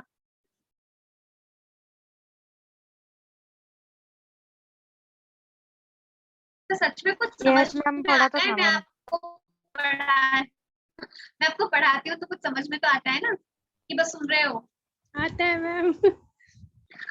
नहीं, एक्चुअली मैं आपसे इतने क्वेश्चन पूछती हूँ, मुझे रिप्लाई बहुत कम मिल पाता है, तो मुझे लगता है कि शायद मैं ना वो इंसान को जबरदस्ती बिठा दो और मतलब बोलते जाओ, वो मैं नहीं चाहती हूँ। आप भी थोड़ा सा कंट्रीब्यूट कीजिए और थोड़ा सा कम्युनिकेट भी कीजिए कि हाँ हमें एक बार समझ में आ क्वेश्चन रहा है। रिपीट कर दो, एक बार क्वेश्चन रिपीट कर दो। मतलब ये था कि जो हमने लास्ट शायद 2 डेज या 3 डेज पहले हमने एक वो जनरेशन में बैंकिंग रिफॉर्म्स पढ़े थे, फर्स्ट से लेके 4th जनरेशन बैंकिंग रिफॉर्म तक और 5th जनरेशन बैंकिंग रिफॉर्म की नीड क्यों है, ऐसा कुछ हमने पढ़ा था। बस ऐसा आपको मैं ये नहीं पूछ रही हूँ कि हमने क्या पढ़ा था, बस मैं ये पूछ रही हूँ कि हमने ऐसा पढ़ा था, बस इतना अगर आपको याद हाँ रहेगा Yes, कि पढ़ा ma'am. तो था। हाँ बस इतना ही मैं ये चाहती हूँ कि हाँ आपको बस इतना याद रहे कि हाँ हमने पढ़ा था, क्योंकि करंट अफेयर्स आप रोज पढ़ोगे अभी तो आपको चीज याद रहेगी, बट अगर मैं आपको 2 दिन बाद ये WHO के रिफॉर्म्स के बारे में पूछूंगी तो आप भूल जाओगे। बस मुझे इतना होना चाहिए कि आपको ये लगे कि हाँ हमने ये पढ़ा है, क्योंकि रिविजन करना आपके ऊपर है। आप जितना ऐसे रिविजन करोगे, रिवाइज करोगे, उतना आपको याद रहेगा। ओके, तो या हम लोग या तो एक डे सेलेक्ट कर लेते हैं कि जितने भी हमने पुराने दिन के करंट अफेयर्स पढ़े हो उनको क्विक रिवीजन कर लें, या एक ऐसा सेशन और आगे बना ले कि हाँ हर मंथ के करंट अफेयर्स का हम लोग एक टेस्ट ले लें। तो वैसा कुछ मैं सर से बात कर लूंगी ताकि आपको करंट अफेयर्स के मामले में थोड़ा सा श्योरिटी हो जाए कि हाँ करंट अफेयर्स से अगर मैंने जितना पढ़ा है उसमें से कुछ करंट अफेयर्स आता है तो मैं उसको करेक्ट करके आऊंगी या आऊंगा। ठीक है, तो ऐसा कुछ मैं सर से बात कर लूंगी कि कुछ अपन ऐसा कर सकते हैं क्या। Okay Okay, ma'am. ओके, तो अब बात करते हैं हम reform needed in WHO।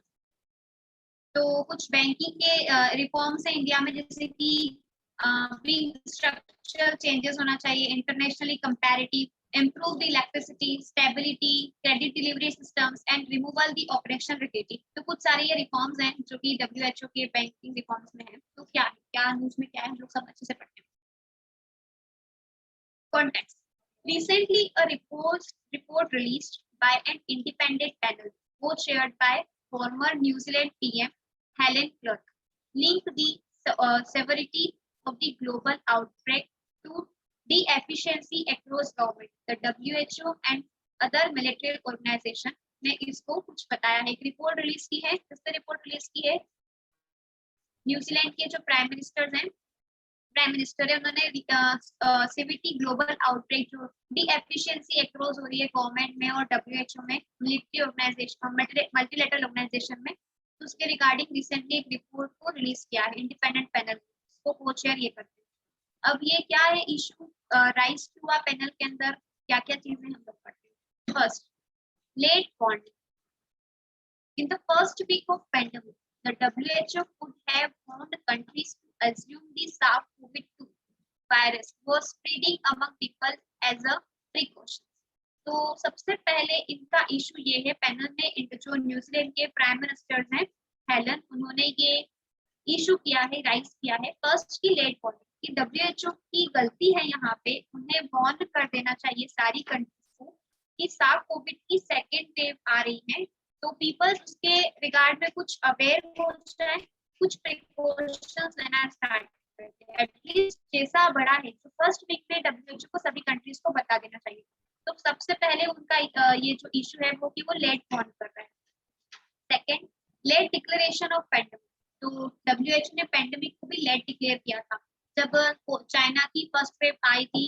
Even नवंबर के फर्स्ट वीक या अक्टूबर के लास्ट वीक 2018-19 में आ चुकी थी, तभी इसको कोविड-19 बोलते हैं, बट पूरे वर्ल्ड वाइड बाद में पता चला था हमें कि ऐसा कुछ भी हुआ है। तो WHO ने पेंडेमिक को डिक्लेयर करने में काफी टाइम लगाया है।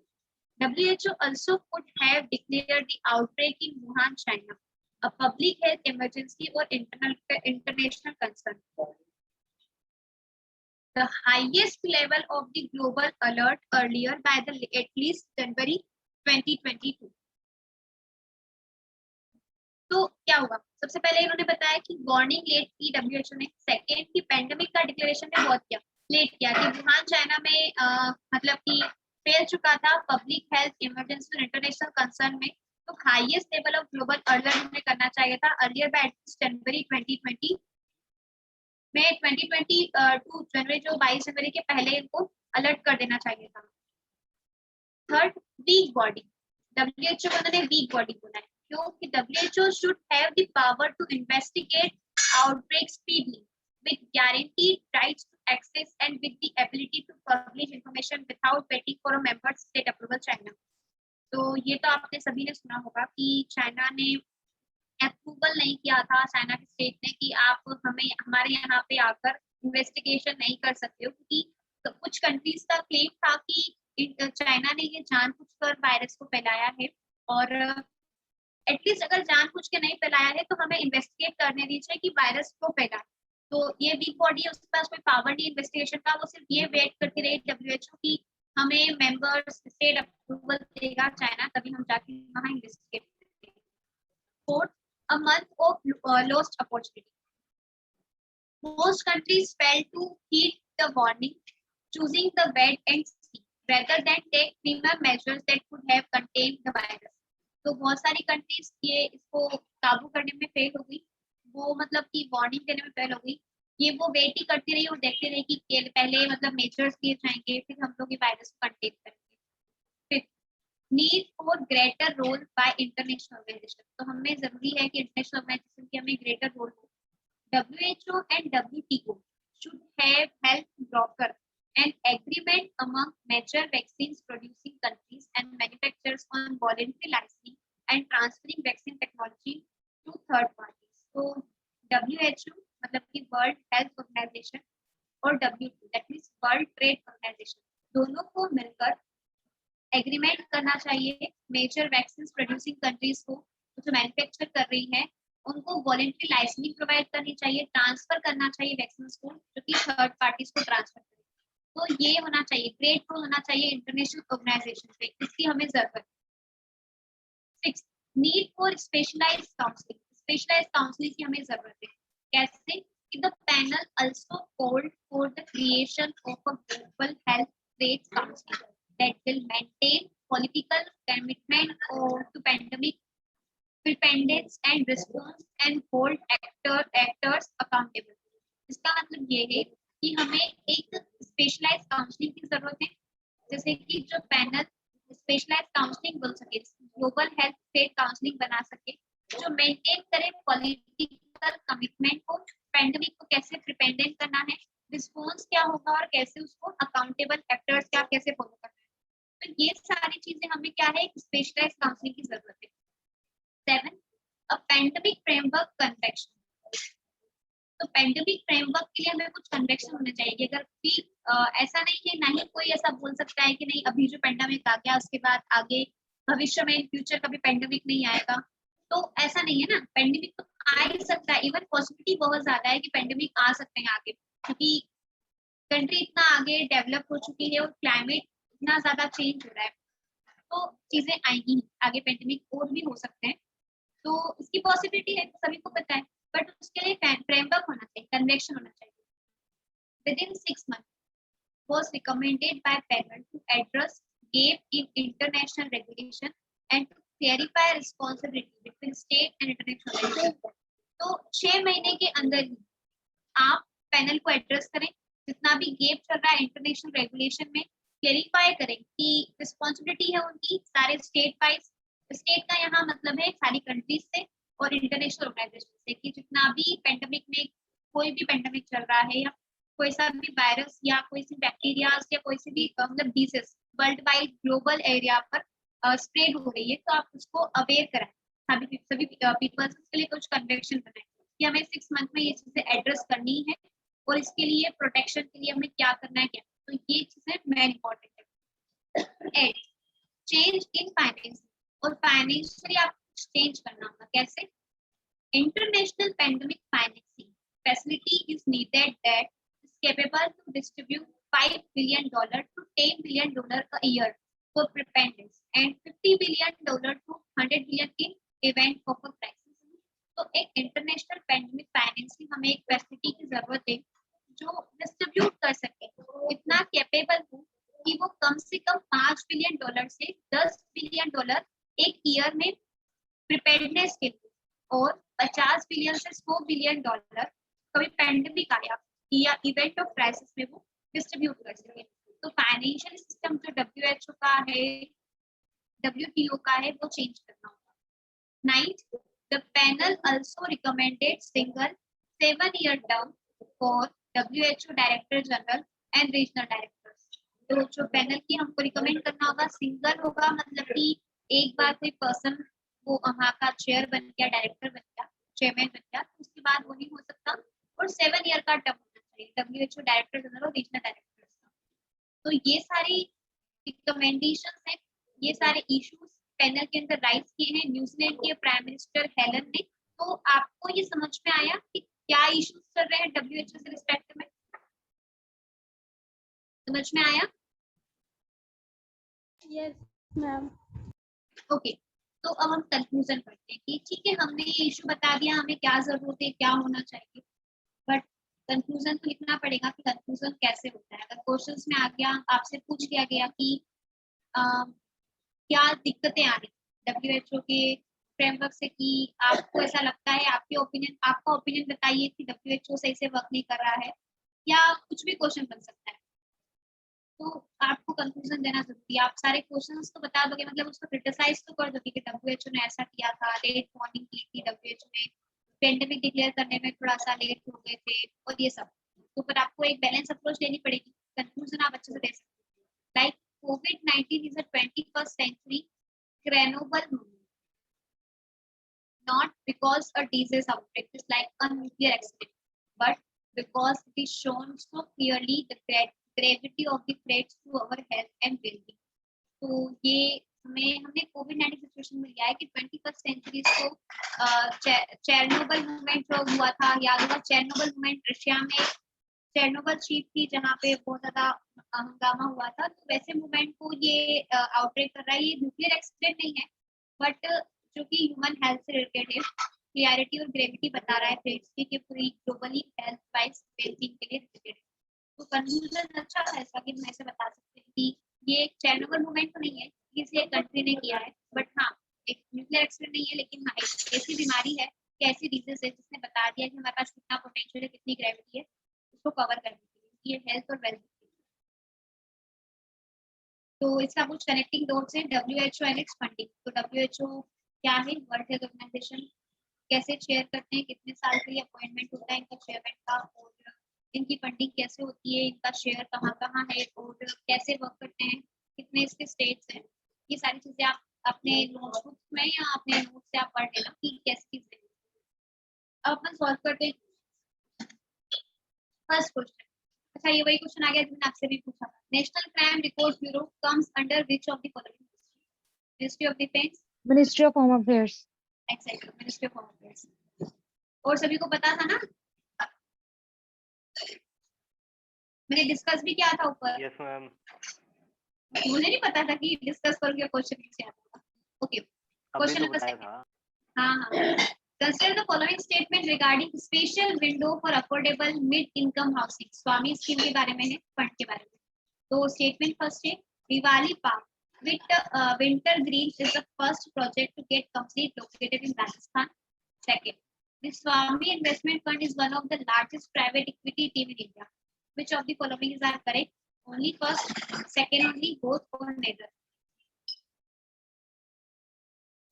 वापस से पढ़ूं मैं statement.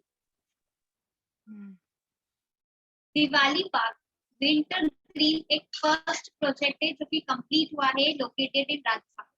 Second, Swami investment fund is one of the largest private equity team in India. दोनों सही है, दोनों गलत है, पहला सही है, पहला गलत है, दूसरा सही, तीसरा गलत। क्या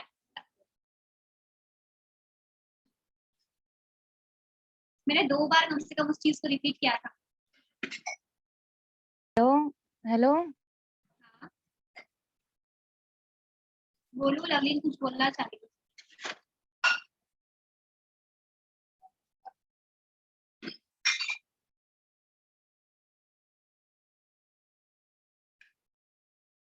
कोई आइडिया है किसी को? दोनों करेक्ट है। अदिति एक बार और पढ़ो स्टेटमेंट फर्स्ट।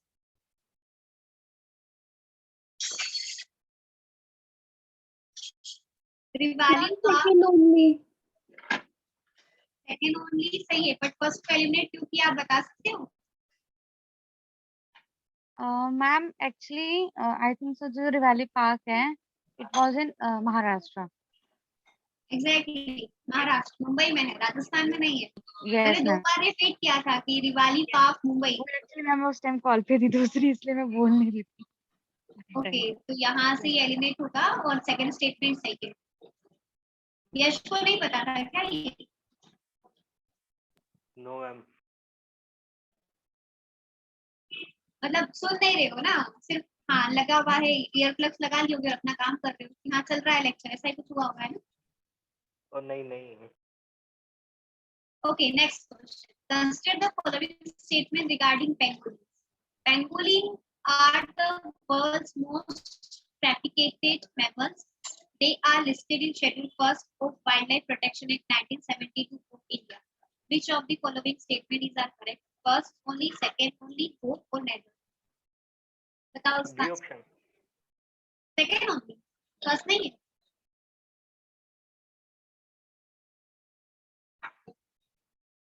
मैम दोनों शायद। राइट है। दोनों राइट, एग्जैक्टली। वर्ल्ड के मोस्ट ट्रैफिकेटेड मेंबर्स में पेंगुइन का नाम मैंने आपको बताया था कि ट्रैफिकेट होता है मतलब एस्टिमेशन कोड बताई थी 2.5 बिलियन समथिंग इसका डॉलर के समथिंग एस्टिमेशन कॉस्ट होती है इलीगली ट्रेड के द्वारा, क्योंकि इसकी ट्रेडिशनली एशियाटिक मेडिसिन बनाई जाती है, ईस्ट एशियाटिक मेडिसिन बनाई जाती है। तो ये दोनों सही है, क्योंकि शेड्यूल फर्स्ट में आपको मैंने अच्छे से समझाया कि शेड्यूल फर्स्ट क्या होते हैं और उसमें लिस्टेड है, ये तो आपको पता था। लेकिन हाँ, वर्ल्ड के मोस्ट ट्रैफिकिंग मेंबर्स, ओके, तो इसमें दोनों स्टेट। ठीक है, किसी को कोई डाउट है क्वेश्चंस में कि क्या किया क्या नहीं अपन ने? फिर आगे चलते हैं। कोई डाउट है? No ma'am. No ma'am. Okay, no ma'am. अच्छा, कल के जो क्वेश्चंस थे ना, कल के अपन को सेकंड क्वेश्चन में था कि मेरा बोला था कि हाँ ओनली फर्स्ट भी हो सकता है और बोथ हो सकता है, तो इसका आंसर बोथ है। कुछ याद आ रहा है अपन ने कल सेकंड वाला क्वेश्चन डिस्कस किया था कि नहीं, मुझे लग रहा है कि ये ए ओनली हो सकता है, फर्स्ट ओनली हो सकता है, ए या दोनों हो सकते हैं, तो उसका आंसर सी है। Okay okay ma'am. Okay, now editorial. What does US departure from Afghanistan means from South Asia? तो मैंने आपको बताया था अफगानिस्तान के अंदर यूएस अमेरिका के ट्रूप्स हैं और तालिबान की इशू के कारण अफगानिस्तान में ट्रूप्स हैं यूएस के, तो उसके रिगार्डिंग कुछ इश्यूज हैं कि क्या एडिटोरियल में हम लोग पूरा डिस्क्रिप्शन में पढ़ेंगे कि क्या चीजें थी, क्यों अमेरिका ने उनके ट्रूप्स को अफगानिस्तान में रखा था और वापस से विड्रॉ क्यों कर लिया है, और यूएस और अफगानिस्तान की क्या डील साइन की है, सारी चीजें। ठीक है, तो सबसे पहले मैं आपको मैप में ले चलूँ कि अफगानिस्तान कहाँ है और यूएस कहाँ है। तो सबसे पहले आप ये इंडिया है,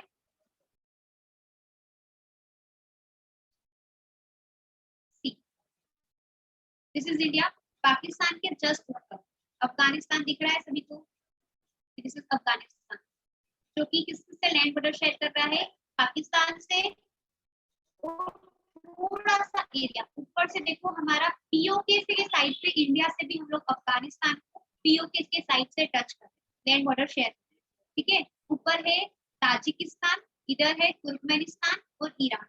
1 2 3 4 एंड 5 कंट्रीज अफगानिस्तान से लैंड बॉर्डर शेयर। अफगानिस्तान की कैपिटल क्या है?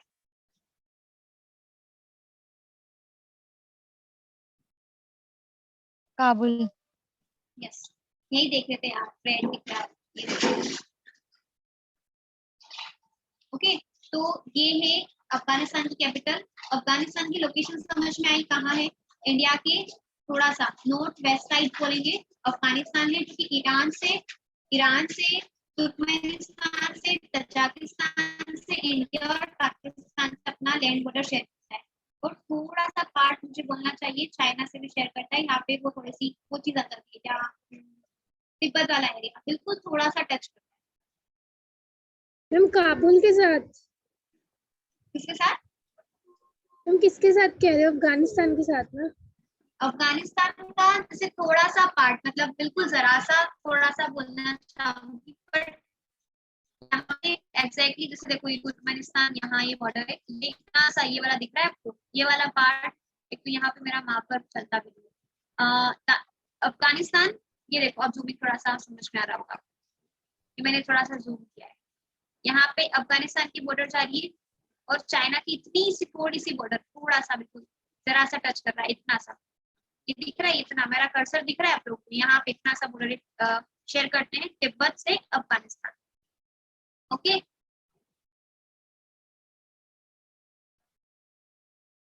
अब मैं आपको ले चलती हूँ यूएस। तो यहाँ पे अफगानिस्तान देखिए, this is US, United states of America, जो कि अटलांटिक और पैसिफिक ओशन के सेंटर में है। कनाडा इसके ऊपर में है और मैक्सिको इसके नीचे में।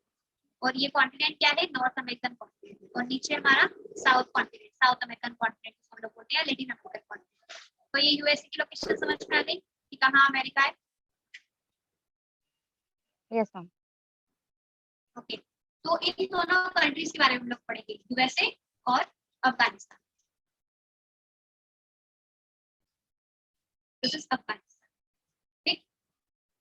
अच्छा, किसी को पता है कि एरिया वाइज इंडिया कौन से नंबर पे आता है कंट्री के रिस्पेक्ट में, कि इंडिया ने कितना एरिया कवर कर रखा है और कौन से नंबर पे वर्ल्ड वाइड? किसी को आइडिया है? जियोग्राफिकल क्वेश्चन पूछा है मैंने, एकदम बेसिक। पॉपुलेशन जैसे में कि मैं idea एग्जांपल है। बता रही हूँ, मैम पॉपुलेशन का आइडिया 6th or नहीं, 7th में भी 7th हाँ, 7 पॉपुलेशन का आइडिया नहीं है। मैं पॉपुलेशन में सेकंड है, और 2020-21 की सेशन के अकॉर्डिंग पता चल जाएगा कि 1.21 बिलियन से हम लोग 1.35 बिलियन में कैसे स्विच कर गए। तो ये पॉपुलेशन बहुत है, लेकिन हाँ, अभी कोविड पेंडेमिक के कारण काफी पॉपुलेशन, मतलब पर्सन की पॉपुलेशन काफी ज्यादा गिरी भी है। पर हाँ, वो बात की बात है। बट मैं आपको ये बताना चाह रही हूँ कि सबसे फर्स्ट में कौन है? रशिया। रशिया का एरिया मैं आपको दिखाती हूँ, रशिया कितना फैला हुआ दिखा है आपको? ये पूरा पार्ट रशिया का है, एक कंट्री इतना पार्ट कवर कर रहा है। और इंडिया उसके पर्सपेक्टिव में देखो आप, कितनी छोटी सी कंट्री। तो फर्स्ट कंट्री है जो कि एरिया वाइज कवर कर रखा है, वो की रशिया। ठीक, सभी को क्लियर है? Yes second ma'am. कंट्री किसी को पता है क्या है? Canada. Second, Canada. Third I think US ma'am. USA, fourth क्या मैम वापस बोलना एक बार? कंट्री वाइज, एरिया वाइज बता रही हूँ मैं आपको। मैम फोर्थ मैम, समझ थर्ड में में आता भी है कि नहीं? चाइना होगा मैम, चाइना होगा। यूएस मैम फोर्थ होगा। मैम यूएस चाइना क्या बोल रहे हो, एक बार वापस बताओ। वेट अ मिनट, बस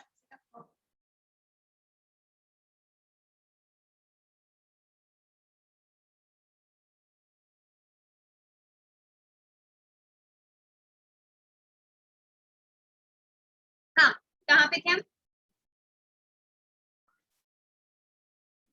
मैं बता रही थी आपको कि सबसे फर्स्ट में रशिया है, ठीक है। सबसे फर्स्ट इतना बड़ा एरिया दिख रहा है आपको, रशिया सबसे ज्यादा कवर कर रखा है। उसके बाद है कनाडा, ये कनाडा। फिर थर्ड में राइट चाइना है। चाइना का एरिया भी देखो, इतना इतना कवर है, अमेरिका चाइना नहीं वाला आता क्या एरिया। थर्ड पे? थर्ड पे अमेरिका नहीं आता, चाइना है। फोर्थ पे आता है अमेरिका,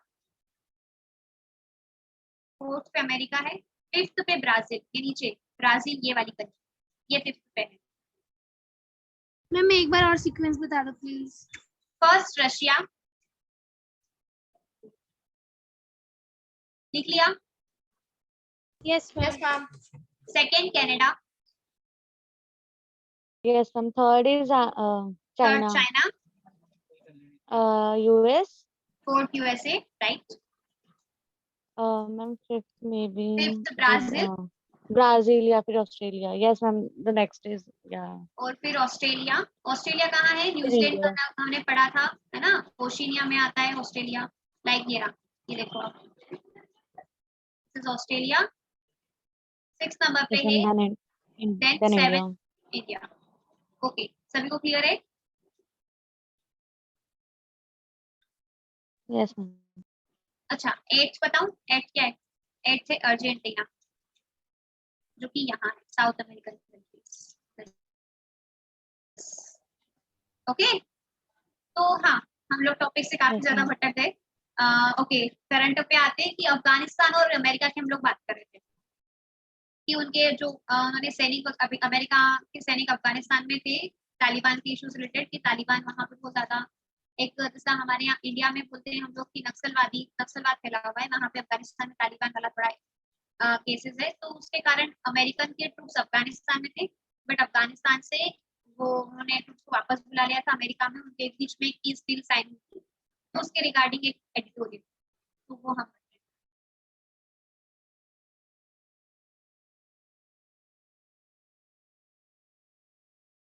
ओके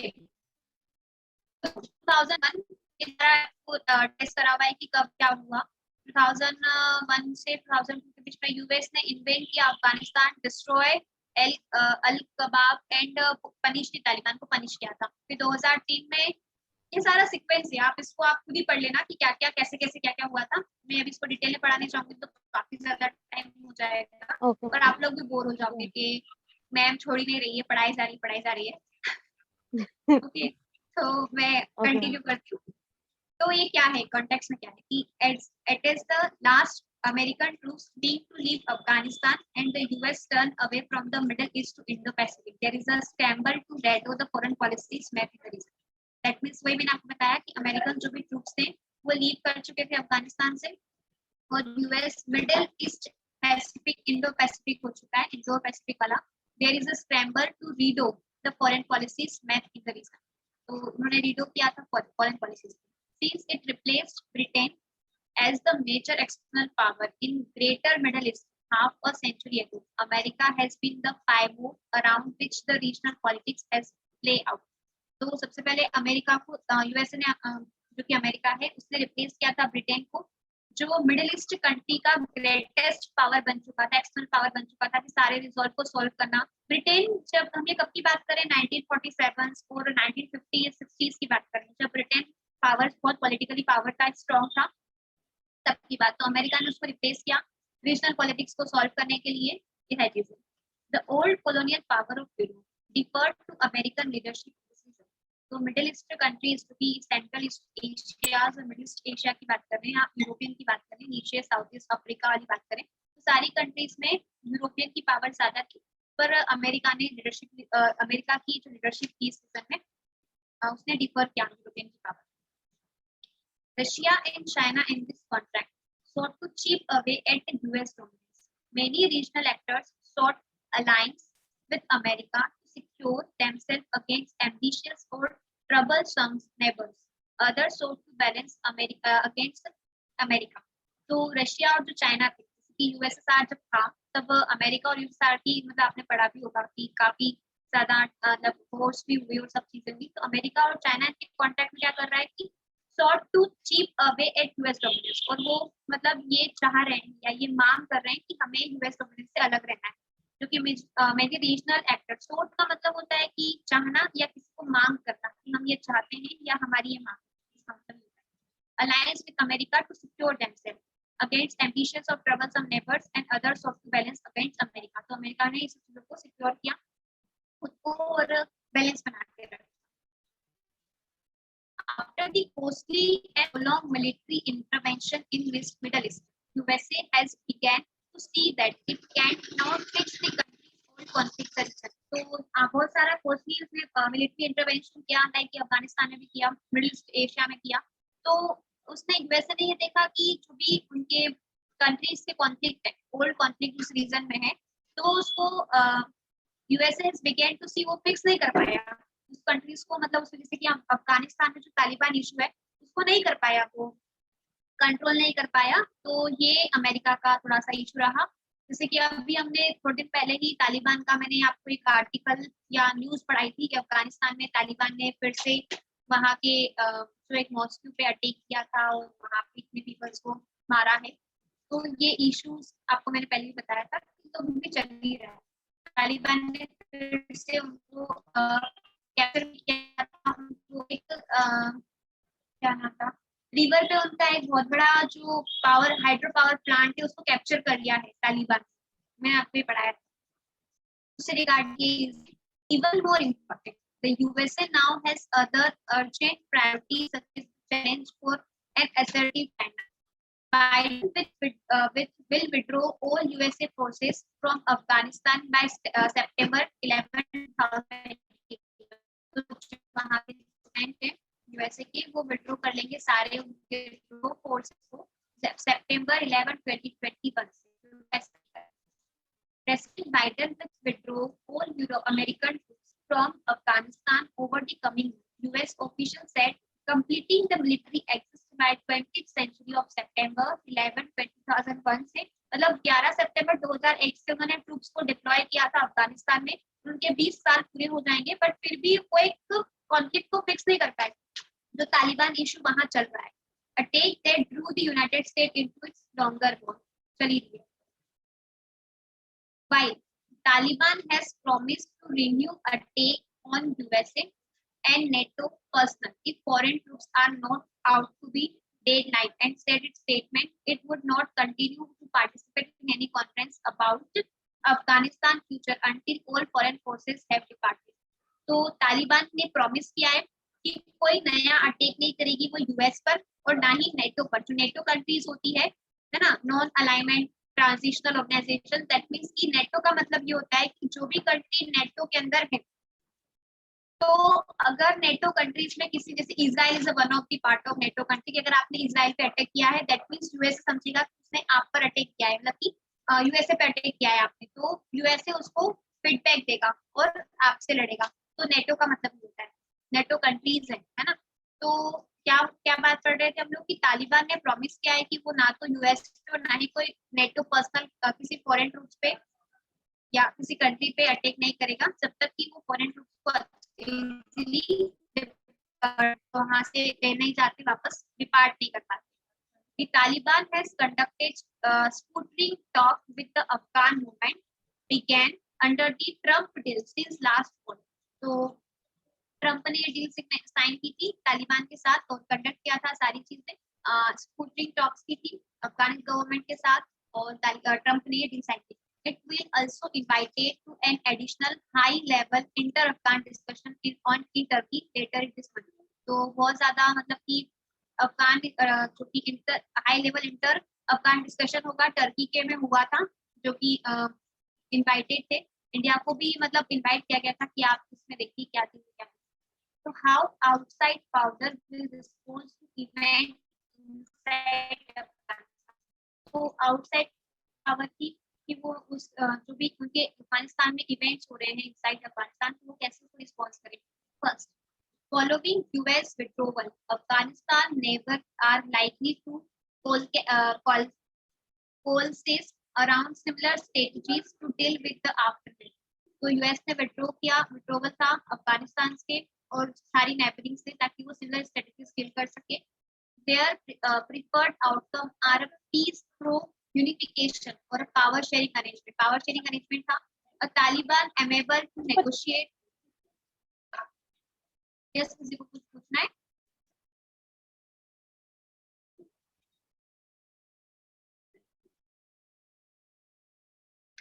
Okay, तो तालिबान ने amenable to negotiate would also an outcome that regional power could adopt when contain. तो जो भी रीजनल पावर थी एक मतलब पावर शेयरिंग करेंगे जो भी ट्रूप्स वहाँ पे यूएसए के अफगानिस्तान में है और एक रीजनली पावर अडॉप्ट करेंगे, उसको कंटेन करेंगे, जो तालिबान का इशू करता है। अब क्या है, the least desirable path for the region is the total collapse of centralised security in the country और Taliban unwilling to pursue normal vision and returning to its pre-9/11 international standard. 9/11 आपको पता है ना कि 9/11 एक बहुत ज्यादा यूएस पे 9/11 हमला किया था जो कि तालिबान ने किया था, तो मतलब कि बहुत ज्यादा डिजायरेबल बात था वो। और as a previous noted, this final outcome is unlikely because the Taliban would not want to invite additional intervention by either the USA or other powers. तो ये इसने प्रीवियसली नोटेट किया इस डील के अकॉर्डिंग कि हमें इनवाइट नहीं करना है कोई भी इंटरनेशनली पावर्स को कि हमारे बीच में इश्यूज चल रहे हैं, तालिबान के इश्यूज हमारी कंट्री में है इनसाइड इवेंट्स में, या तो वो यूएस और कोई अदर कंट्रीज को पावर देती है। तो यूएस ने क्या किया, विड्रॉवल कर लिया अफगानिस्तान से, poses major challenges to be solved subcontinent. तो यूएस ने विड्रॉ तो कर लिया अफगानिस्तान से, बट सबकॉन्टिनेंट में बहुत ज्यादा मेजर चैलेंजेस आ रहे हैं, like India and Pakistan for very different reasons. would have liked to see the US forces stay forever in Afghanistan. तो US जो ट्रूप्स हो चुके हैं, तो पाकिस्तान और इंडिया में क्यों ज्यादा मतलब डिफरेंट रीजंस हो सकते हैं लाइक दैट कि अफगानिस्तान वाला वो एरिया तालिबान के कंट्रोल में है जो पाकिस्तान से बॉर्डर शेयर करता है। अब पाकिस्तान में ऑलरेडी हम बोल रहे हैं कि टेररिस्ट अटैक होते रहते हैं हमारी कंट्री से पाकिस्तान के, इवन पाकिस्तान की मिलिट्री टेररिज्म को सपोर्ट कर रही है। तो अगर तालिबान और टेररिज्म मिल जा रहे हैं तो बहुत ज्यादा टेररिज्म बढ़ जाएगा और वो इंडिया के पर्सपेक्टिव में बहुत ज्यादा नेगेटिव होगा। तो ये सारी चीजें हैं, ये सारे चैलेंजेस हो जाएंगे सब कॉन्टिनेंट में, क्योंकि अगर अमेरिका के ट्रूप्स अफगानिस्तान से चले गए तो India American military presence would have keep a check on extreme forces and create conducive condition for an Indian role in Afghanistan. India का रोल भी अफगानिस्तान में अच्छा था क्योंकि यूएस और अमेरिका फ्रेंडशिप थी। For Pakistan, American military presence in Afghanistan keep the US hugely depends on Pakistan for geographic access and operational support, and the independence is turn could be mobilized against India. वही मैंने आपको बताया कि India के against mobilise हो सकते हैं। But America is leaving Afghanistan. India and Pakistan will have to live with the consequences that include the triumphal return of the Taliban to power in Kabul and boost the violent religious extreme across the region. तो America living Afghanistan से भी, but India और पाकिस्तान के पास वो रह सकते हैं live consequences में। लेकिन तालिबान में अगर जो भी तालिबान ने काबुल में पावर कंट्रोल कर लिया तो वो बूस्ट कर सकता है, वायलेंस कर सकता है पूरे एक्सट्रीम अक्रॉस रीजन्स के ऊपर। India need to play a smart statecraft with the regional actors politics. अब इंडिया को जरूरत है अच्छी से स्मार्ट प्ले करने की जरूरत है, play smart statecraft like first India's emphasis on a good relation with all regional actors without a reference to their conflict has been vindicated by the turn of events. तो India का decision किस पे होना चाहिए, India का focus इस पे होना चाहिए कि वो गुड रिलेशन रखे सारे नाइबरिंग कंट्रीज से, रीजन्स कंट्रीज से। Second, bearing Turkey which turned hostile to India under Erdogan. India has managed to expand its tie with most regional actors. और इंडिया को जितने भी सारे मैनेज करने होंगे, उसको एक्सपेंड करने होंगे, उसके टाइप से जितने भी रीजनल एक्टर्स हैं। और टर्की पे जो आपने बैरिंग की है विच टर्न होस्टाइल हो सकता है इंडिया के लिए, तो उसको भी चेंज करना होगा। होपफुली द न्यू रीजनल जो की है चरण will encourage Turkey to take a fresh look at the relation with India. तो हम ये आशा कर रहे हैं, होपफुली हम ये बोल रहे हैं कि कुछ न्यू रिलीजन चरण आए जो कि टर्की एक फ्रेश लुक दे इंडिया की तरफ, इंडिया और टर्की रिलेशन अच्छे हो जाए। Fourth, if India has been a pragmatic, Pakistan has struggled to recalibrate its political towards the Middle East. तो पाकिस्तान मिडिल ईस्ट में जा सकता है उसकी पॉलिसीज को करने के लिए, तो इंडिया को pragmatic होना पड़ेगा।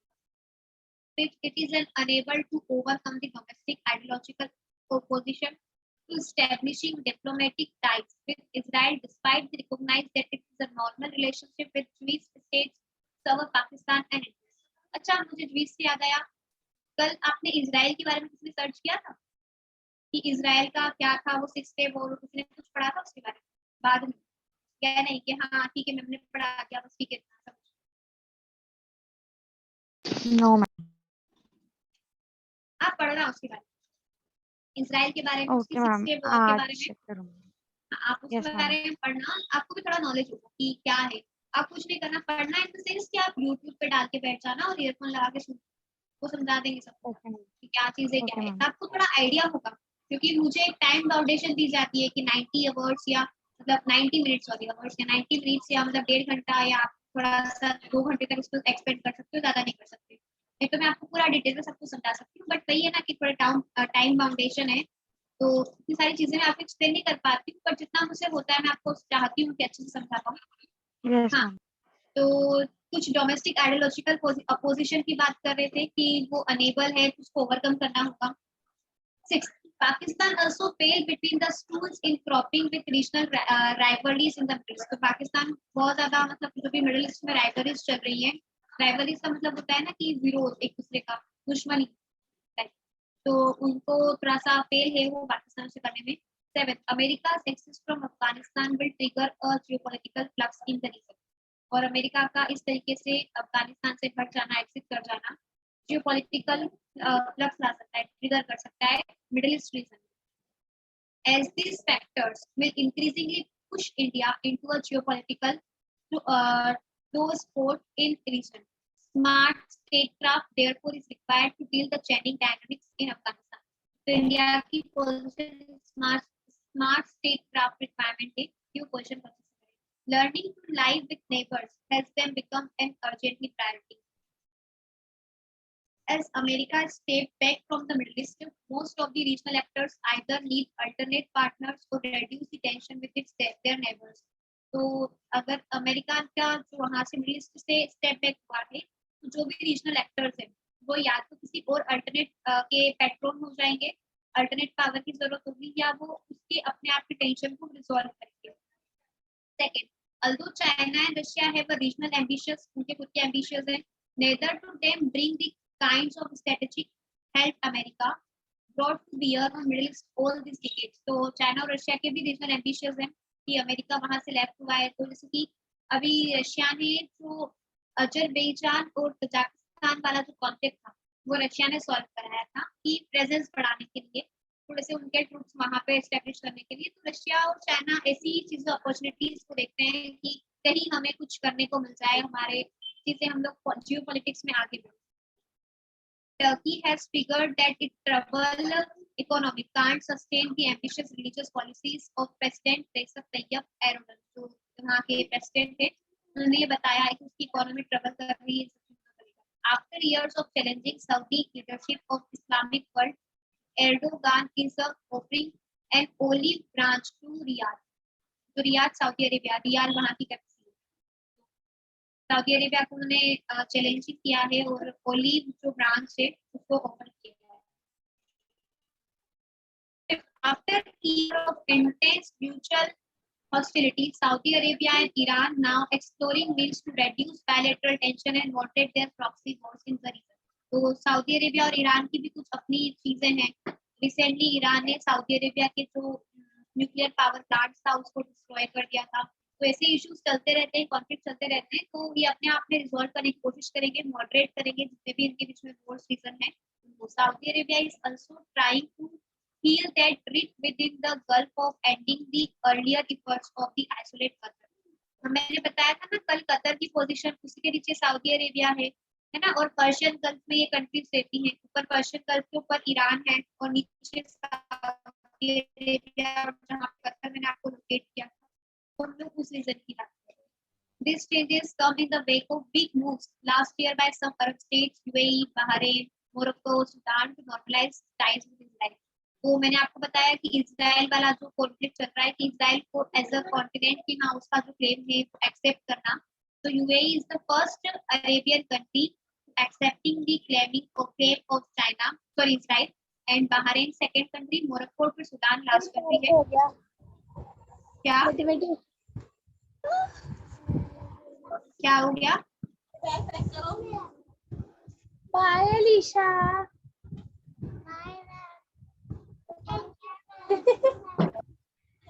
क्या हुआ? एक्चुअली किसी का माइक ऑन है. अदिति प्लीज अपना माइक ऑफ कर दीजिए.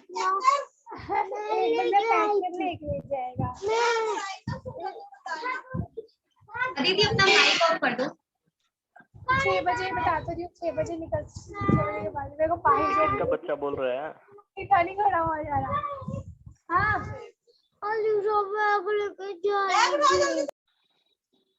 Hello. Okay. Need to maintain the peace and stability in the region. तो हमें ये जरूरत है कि हम मेंटेन करें पीस और स्टेबिलिटीज को. कैसे? The end of direct US involvement in Afghanistan does not guarantee a long-term decline in regional stability. इसकी गारंटी नहीं है कि long time में decline रह सके stability. So it does, however, guarantee a shift in US attention away from unwinnable conflict and increase efforts of local power to stabilize Afghanistan. Third, most regional powers must in some way deal with the aftermath of USA withdrawal, whether through diplomacy, military containment or some combinations. तो most regional powers ये करेंगी कि USA ने withdraw कर लिया है तो सारे डिप्लोमेसी, मिलिट्री कंटेनमेंट सब कुछ मिल रहा है. 4, the US presence in Afghanistan destroy regional dynamic between Afghanistan and its neighbors. US की प्रेजेंस जो अफगानिस्तान में थी उससे रीजनल डायनामिक को डिस्टॉर्ट कर दिया है बिटवीन अफगानिस्तान और उसके neighbours. Through the short-term instability will likely rise after the withdrawal. The interest of neighboring states, some of the US strategic competitors ensured that they will work to restore some short-term balance in Afghanistan. Like सीधा सा example है कि Russia और China कैसे कि जैसे कि आपने मैंने बताया आपको कि हाँ अमेरिका जो यूएस है उसने अपने ट्रूप को हटा दिया तो शॉर्ट टर्म इनस्टेबिलिटी है। तो रशिया और चाइना ये चाहेंगे कि हम वहाँ हमारे ट्रूप को डिप्लॉय करें और वहाँ के बैलेंस हम लोग वहाँ के जो भी उसको रिस्टोर करें जो बैलेंस उसको हम लोग इंश्योर करें कि क्या हम लोग वहाँ पे बैलेंस को देखें कि अफगानिस्तान में और कुछ ना हो, टेररिज्म नहीं हो, कुछ तालिबान कुछ और ना करे, एनेक्स ना करे किसी टेरिटरीज को, इसमें नुकसान ना पहुंचाए। तो ये दूसरी कंट्रीज का फायदा उठाए। The reason may end up looking similar to the geopolitical equilibrium prior to the US invention, but with regional states having increased interest to deal with the terrorist. Exactly. तो regional states हैं वो increase करेंगे कि हम लोग terrorist organization से कैसे deal करें. This also means that the nearby countries are not likely to object to the US, retaining some ability to strike and non-state actors through indirect methods and proxies in the region should be needed arises. तो हमें इसकी proxy needed जरूरी है। इसका conclusion क्या है? बहुत अच्छा conclusion हम लोग इस पे लिखेंगे। The prospect of trans-border link between the Taliban and the other extremist forces in the region is a challenge that South Asian states will have to confront sooner than later. तो हमको जो trans border link पे prospect है जो तालिबान और other extremist group का है जो अफगानिस्तान के अंदर है तो चैलेंजेस है साउथ एशियन स्टेट्स के अंदर soaring level of violence in Afghanistan and recent attack of Mohammad Nasheed, the former president of Maldives, underline South Asia's enduring challenges with terrorism. तो अभी तो अफगानिस्तान में से ट्रूप्स अमेरिका ने पूरे डिटेल्स किए भी नहीं है लेकिन अभी से कुछ ना कुछ इशू टेररिज्म का आने लगा है। Unless South Asia state collaborate on countering extremist terrorism, South Asian states collaborate करने के हम लोग counter करें terrorism और extremist attack को, everyone to them will be weakened.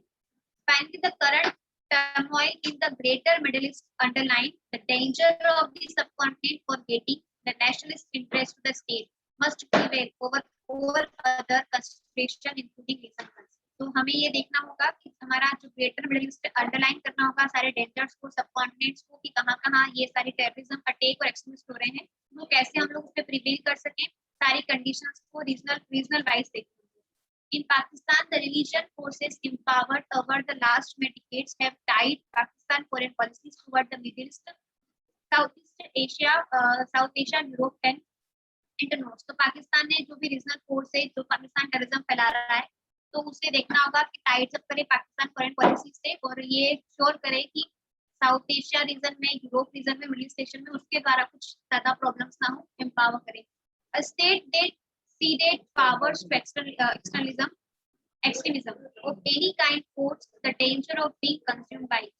तो ये आप लाइन लिख सकते हो अच्छी है। इसको आप जैसे कि बहुत सारी लाइन में आपको बता रही हूँ अच्छी चीजें होती है जो आपको ऐसे में और सारी मैं इसके आंसर राइटिंग में कोट करने में काम आती है। उनमें से एक है आप ऐसे कॉपी बना लीजिए या एक ऐसा पेज बना लीजिए जहाँ पे कुछ जैसे कोटेशन या कुछ भी चीज लिख सके। उनमें से एक ये है कि state that ceded power to extremism of any kind pose the danger of being consumed by. Okay तो खत्म होता है आज का ये एडिटोरियल टॉपिक। फटाफट हम करंट अफेयर्स वाले जो क्वेश्चन है वो सॉल्व कर लेते हैं और सेशन करते हैं। ढूंढे ना क्वेश्चंस तो फटाफट बता दो।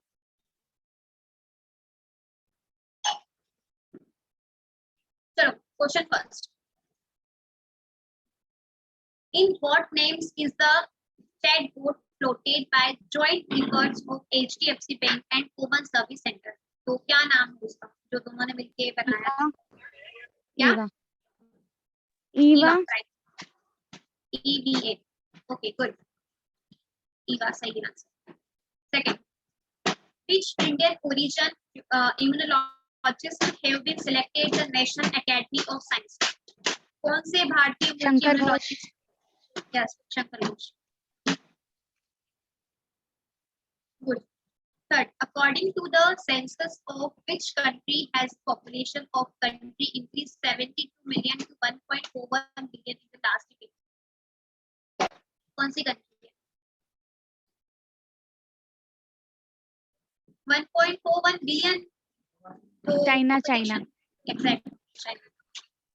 Yes, ma'am. Whose sticker made in Astrolabs lab capsule will be sent to the moon? कौन सा sticker? Elizabeth Norman. क्या? Elizabeth Norman. Girl 7. Yes, ma'am. Astronomer Elizabeth Norman. Exactly. Yes. Which Indian cricketer has become the first female player to get corona vaccinated? Smriti Mandhana. Yes. Smriti Mandhana. Which day is celebrated all over the world on 12th of May? International Nurse Day. Yes. International Nurse Day. Which union territory has become Puducherry to achieve the goal of Har Ghar Jal? Has become Goa. नहीं, इससे पूछा है कि हर घर जल के लक्ष्य को प्राप्त करने वाली पुडुचेरी कौन से केंद्र शासित प्रदेश बन गया है? कौन सा? That means first, second, third, fourth, fifth. ये क्वेश्चन है. Ma'am, 4th. Yes. Yes. अच्छा, केवल आप ही आंसर्स ढूंढ रहे हो और कोई नहीं ढूंढ रहा है? किसी को पढ़ना नहीं है क्या? क्वेश्चंस तो आपको एक दिन पहले मिल जाते हैं, जैसे आज भी क्वेश्चंस मिल गए होंगे. आंसर्स अपन कल डिस्कस करेंगे आज के क्वेश्चंस का. तो प्लीज थोड़ा कोऑपरेट कीजिए, आंसर्स ढूंढिए. मैं सिर्फ आपके फायदे के लिए बता रही हूँ कि आपको भी अगर आप आंसर्स ढूंढेंगे तो आपको याद रहेगा माइंड में कि हाँ मैंने ये आंसर ढूंढा था. Okay, next. How many metric tons of liquid medical oxygen supply is made in a day? एक दिन में हम लोग कितना एमटी प्रोड्यूस कर लेते हैं, मेड बना लेते हैं? इसमें मैम कंफ्यूजन है, बहुत कुछ आता है. या तो मैम 7500 होगा या फिर 3474. 831 मेट्रिक टन. 800. ये मैम एवरेज वाला है ना, शायद इन्होंने जो करा है. यस जो मैंने निकाला है वो 23rd का है और 25th का है. Average. Okay ma'am. Okay. Niti Aayog and which company has released a report called Connected Commerce? Mastercard. Yes, Mastercard. ये थोड़े दिन पहले भी क्वेश्चन था क्या अपना? नहीं, अपन ने पढ़ा था. No ma'am. नीति आयोग और वो मास्टरकार्ड पढ़ा था मैम. है Yes, ना? ma'am. Which country has approved the Pfizer Biotech Corona vaccine for 12 to 50 years old? कौन सी कंट्री ने अप्रूव कर दिया है? अमेरिका. कनाडा ने भी कर दिया है क्या? इंडिया ने मैम. अमेरिका आंसर इसका. आपने कनाडा बोला ना, तो मैं पूछ रही हूँ कनाडा ने भी कर दिया है क्या?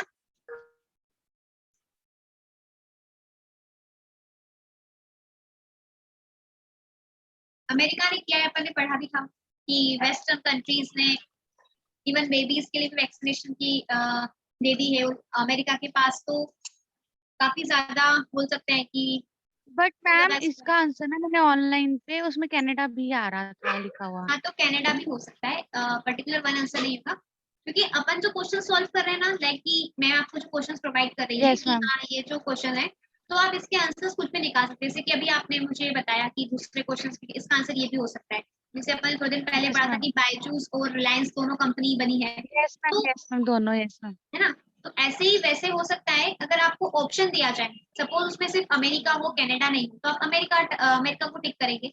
ऑप्शंस नहीं है तो इसका आंसर आप कुछ भी बता सकते हैं, लेकिन हाँ जो सही होना चाहिए. ऐसा नहीं कि आप किसी भी कंट्री का नाम ले लें, बट हाँ आंसर्स कुछ भी हो सकते हैं. जैसे उस दिन अपन ने डिस्कस किया था एक डे पे, शायद 8th ऑफ मई या 7th ऑफ मई पे इंटरनेशनल कुछ डे था, और आपने बताया था कि मैम आज के दिन ये भी है. तो ऐसे बहुत सारे हो सकते हैं. Okay, you know what I mean.